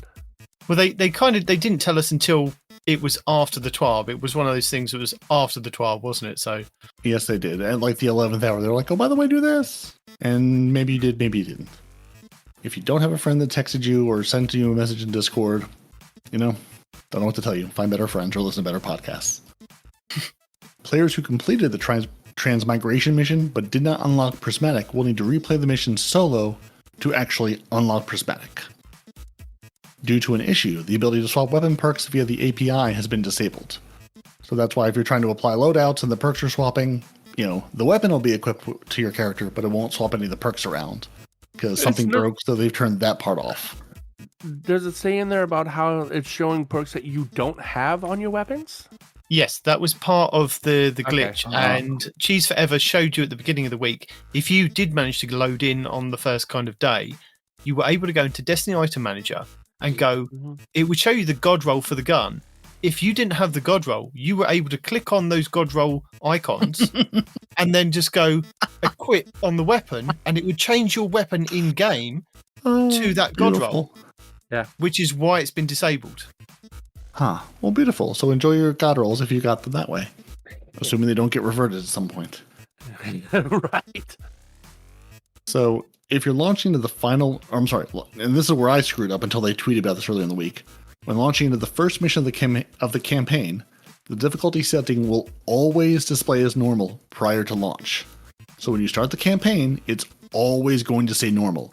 Click the launch button anyway. After that, you'll see the ability to toggle to your legendary difficulty. So it's always going to start normal, then you can turn to legendary if you want to. But be sure you've done that, or you may play a mission on normal and then go, that seemed too easy. Was that legendary? And no, it was not, so you may have to go back and replay it on legendary. Players may experience a crash when attempting to reshape a weapon that is no longer present in their inventory. This can be resolved by beginning the craft of a new weapon and then backing out. And they're saying that's all the known issues. I'm sure there's other known issues they've reported and fixed and tracked throughout the week, but that's all they're talking about here. There are additional known issues in the page they link to. So if you are seeing a bug and you're going, is this a thing that other people know about? Yes. Apparently there's some issues with the games, the Epic Game Store launcher. You're getting rutabaga errors. Powerful Friends and Radiant Light armor mods require at least one armor charge to activate.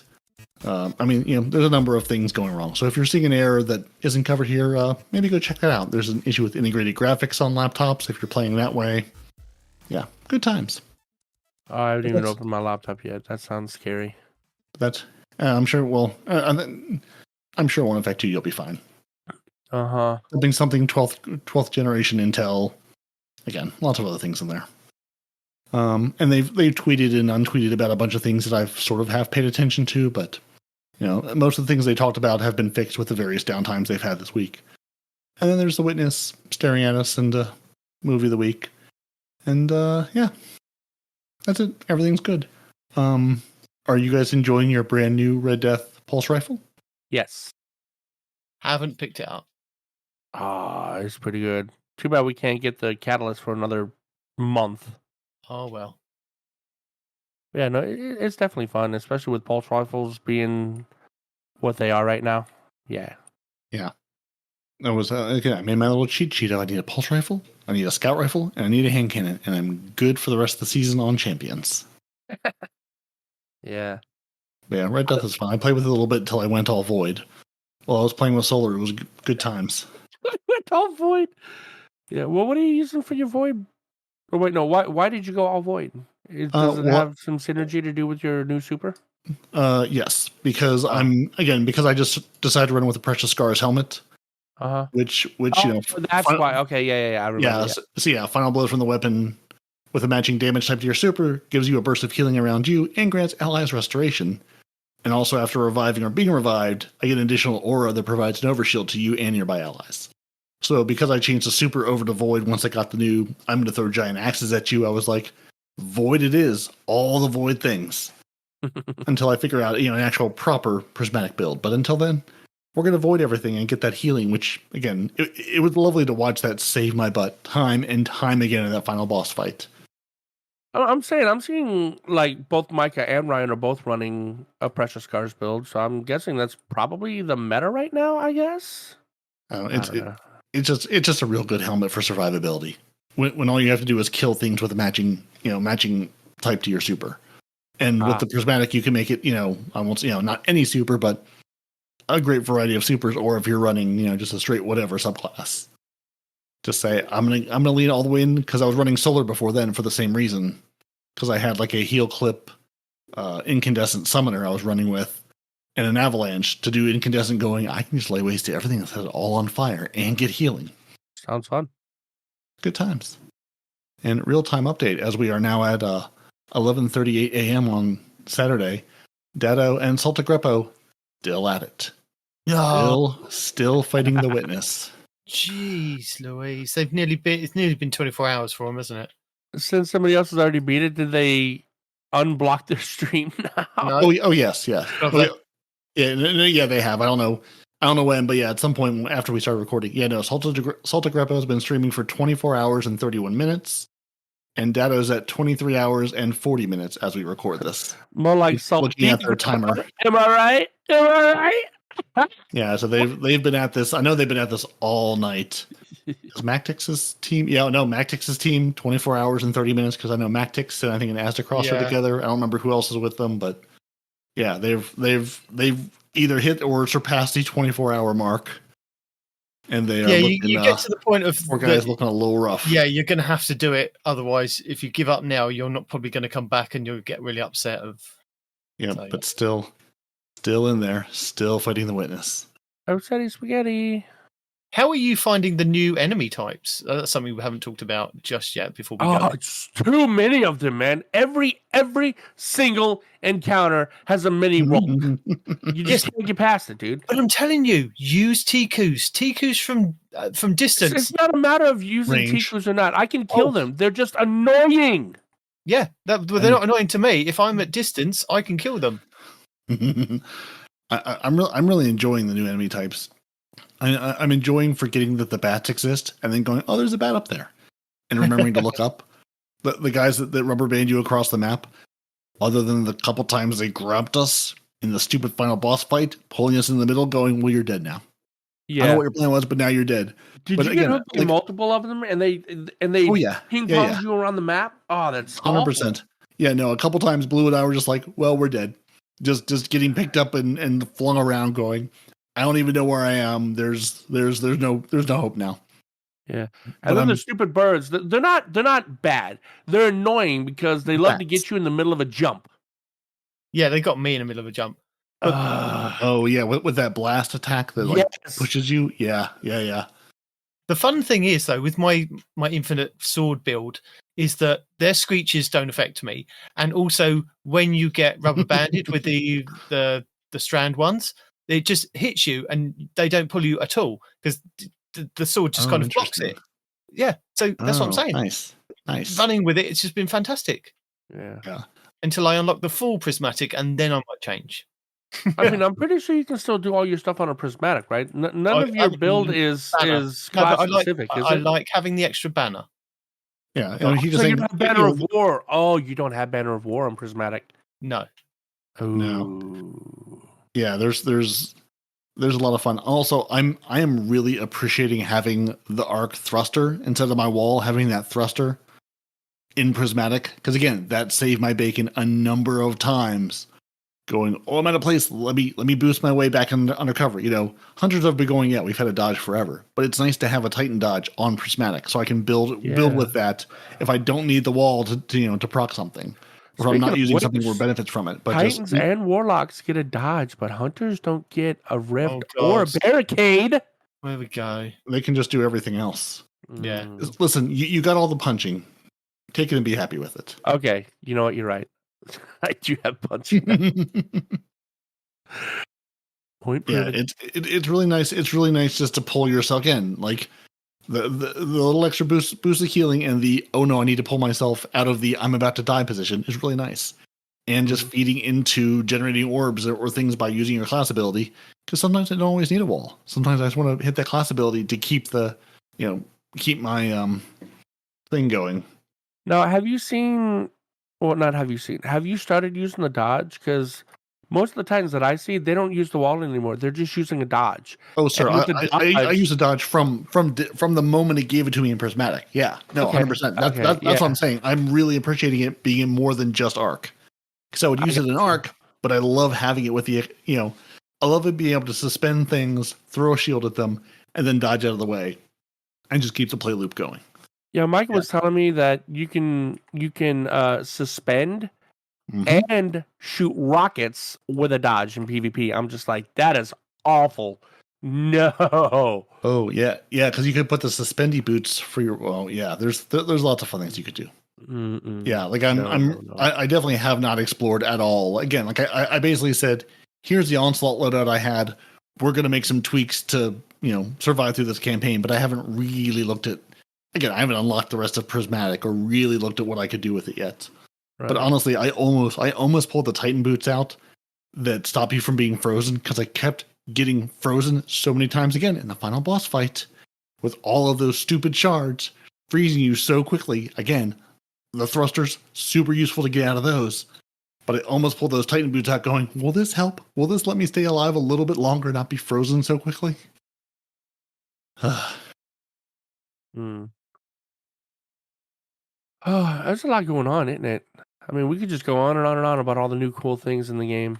Yeah, there really is, and I haven't even touched the rest of the post campaign stuff yet. There's so much to go explore. The exotic sword, the exotic golden gun. Apparently, like, I have all the pieces for Khvostov, but I don't know how to get it. Somebody was telling me that you can't get it yet, but now I see people that have it. I'm like, dude, what the hell? There is a guide for it. Would you like Is me there? to tell you about the guide? Yeah. Yeah, go ahead. I can't tell you anything about it. Is that one of the things? Hold on. I know they said something about it, so it may be broken currently. There was a part of it broken that you couldn't complete it because one of the enemies is broken or something. Yeah, to address issues obtaining the Khvostov 7G0X exotic, we have removed the Taken Servitor boss from the Blooming's Overthrow rotation. A fix to address players currently blocked from obtaining it will be deployed in a future update. Oh, is that what it is? Oh, the overthrow bosses thing. Okay, yeah, I'm 2 out of 3 bosses. That's so that may be why. Yeah, because they tweeted that out 18 hours ago, so sometime Friday. Gotcha. Which I sort of took note on and was like, well, I haven't even touched that yet. But yeah, so that could be why. Can't get it right now because it's broken. By the way, broken. I'm assuming you did it, but if it wasn't you, whoever put the live Bungie Twitter feed inside the Discord, it's been pretty helpful. I enjoy that. So yeah, if you don't want to keep up with like the Twitters as Bungie puts them out, our Discord has a feed that'll just send you a notification every time Bungie sends out a tweet. So the whole time, day one raid and this and that and the other, and leading up to it, I just saw the tweets coming across, and I'm just like, oh, okay. Yeah, I think it was an if that kind of box thing. Yeah, because they used to. Bungie again has a Discord that I think I stopped following forever ago because they used to have like the Bungie tweets and the Bungie updates. You could just like subscribe to their Discord channel and those would send those out. Those broke months ago, and just I don't think they probably laid off the person that was doing those. So I was like, all right, So I've been playing with the if this then that bot, going, can I get this in a form that won't like post the link and then expand the link so every tweet's like 5 miles long? So yeah, I threw those in the Destiny news and info of Bungie tweets because at least the official the Bungie official articles come out. Those seem to work fine from Charlemagne, but the tweets, I don't know, either they keep breaking or something keeps breaking. Because like that's where all the information is coming from, is Bungie Hub going, oh, by the way, this is broken. Because so many people are like, hey, is this broken? Yes, it is. Yeah. So I do have the guide for you. Let me find it. If I can find the. Who's it by? Because I'd like to see this before the show. Yeah, goes that's live. what I'm saying. That's what I'm saying. He'll even put in the Discord, maybe. Nice. I might not.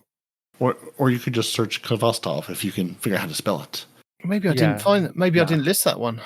No, I didn't list that one. I do apologize. I haven't got that one. I will find one. I will put one in the show notes. But what I do have for you this week is, if you are very slow at kind of power leveling, Fallout Plays has how to power level up to 2000, the final shape. Mm-hmm.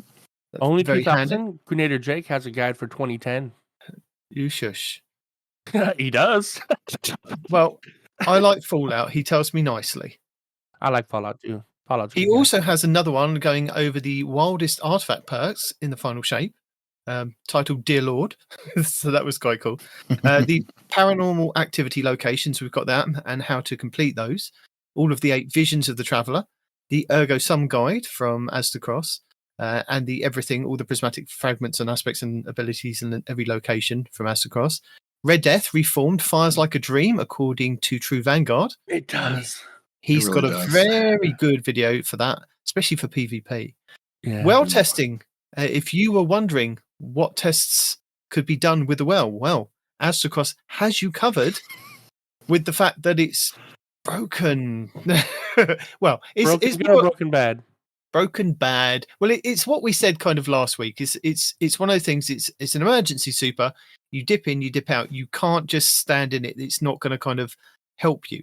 And that's right. It doesn't do the heal anymore or whatever now, right? Yeah. He tested it against the ogre in the Cosmodrome. The grass, is it the grass one where you have to stand behind the crystal? He tested it there. He tested it with the Dustfield Grenade, standing in Dustfield Grenade to get the ice armor and things like that. He tested it with a couple of the other exotics and healing grenades and putting down healing wells. He goes over everything. And I'm not sure whether it's in that video or it was a kind of a TikTok short. I saw him use the new Hunter aspect, or the new Hunter super, where you can blink, throw your knife and blink around the map. He threw it at the Titan bubble.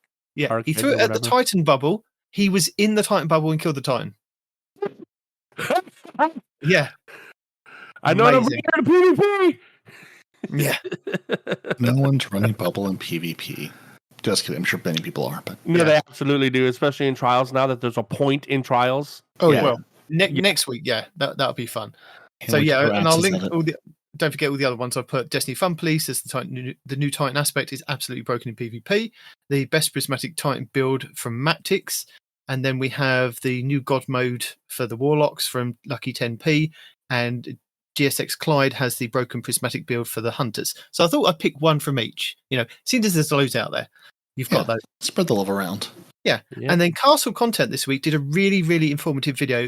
It's about 26 minutes long, but it's all about the new settings with the final shape and what you should be looking at to change kind of reticles and like putting on motion blur or not putting on motion blur and the film grains and all of this, all the little different technical kind of aspects to the settings of the game he's got you kind of covered this week, kind of going over all the new ones that have kind of accidentally been turned on by mistake or been normal. So yeah. Important question for us old people who don't have the Twitch reflexes. Will any of this matter to us? Or would just matter to the PvP people who need every last bit of performance? No. Some of it isn't just to do with like performance for PvP. Some of it will help you in game. Perfect. With like reticles as well, and like settings for that, and the full auto melee. He's got a kind of breakdown of what works well to kind of set yourself up for the full auto melee. Because in the video he says like, well, when you first get it, you kind of put on the auto, you put on one of the melees and you put on one of the buttons, and then you find out that you don't really like using it that way, so you go back to the normal default way. But there are ways of kind of using it so that you can kind of enhance all the melees and actually be able to use them without kind of not kind of caring about them. Because that's what I did with like the Titan throwing hammer. I did have it to the thumbstick. I clicked in the thumbstick, it threw out the hammer, rather than kind of me having to be a distance away from somebody to throw it. I could just be right up close and do it. But then what I found was that I was then messing it up in actual engagements, and so I ended up turning it off. So yeah, I understand where he was coming from, and he's kind of got a spreadsheet that you can kind of take a picture of and look at to kind of alter your melee and full auto settings and things like that. So yeah, go and check that video out. It's really, really informative. Nice. Yes, I saw that one and was like, do I need this one, or is this just for people who need all the performance? So good. Yeah, I'll check that one out then. Yeah. So yeah, I'll link those ones in the show notes, and I'll find the Khvostov guide for respawn and put You that already in the found one for me. Thanks, bro. There you go. Yep. Yeah, I sent him Dato's one, but yeah, I mean, just type in Khvostov or look up how to type in Khvostov, and everybody has a vibe. Everyone has a guide. All right, cool. Go to Bungie Help, find the one where they talk about it, copy and paste Khvostov into the search bar, and all of them will come up. All of our Russians out there like dummies. Can't spell. It's such an easy word. Nerds. That's easier than my name, bro. What the hell? Anyway. All right. Anything else before we can get back to playing the game that we all hate so much? I think the only thing is to say thank you to our lovely patrons. Yes. Like Zep Orbit, Calvin Burns, Jay Slice, and K4, who can't be threatened with a good time. The T-Rex King, Scarlet KM, Mellow Melly, Deditato M64, and Renard Calant, our Otter Dance Troupe. Carver 2782, Gold God 1562, Noble, Basically Salt, Fire Squad 6088, Coderson 105, who are throwing all those lovely grenades, and so many grenades now with Prismatic, all the grenades. And even though Deacon's Day 1 raid team didn't take the win, Dimwee, Gravy Jeff, and PP Pipe still put up an excellent performance.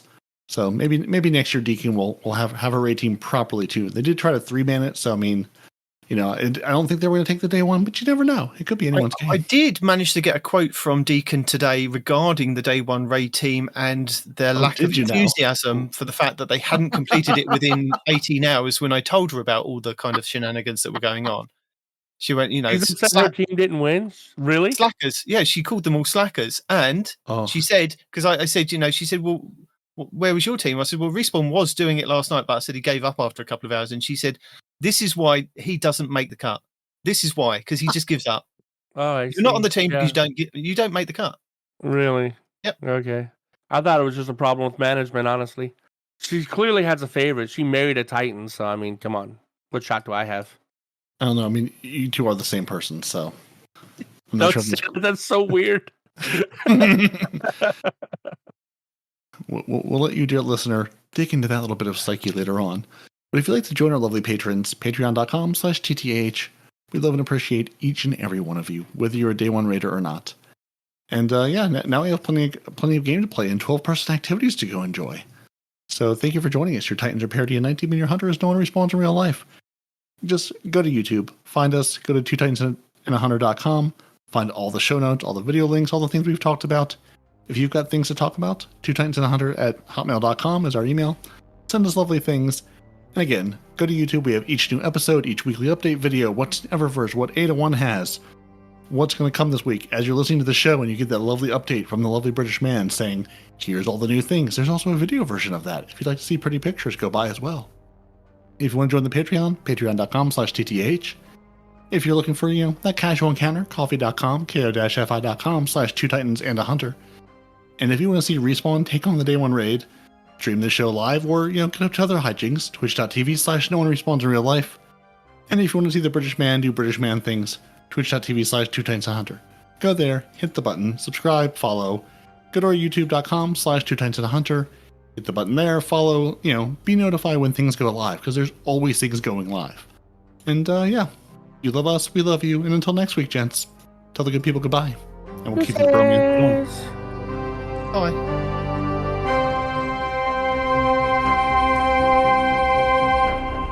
Two Titans and a Hunter, a Destiny 2 podcast.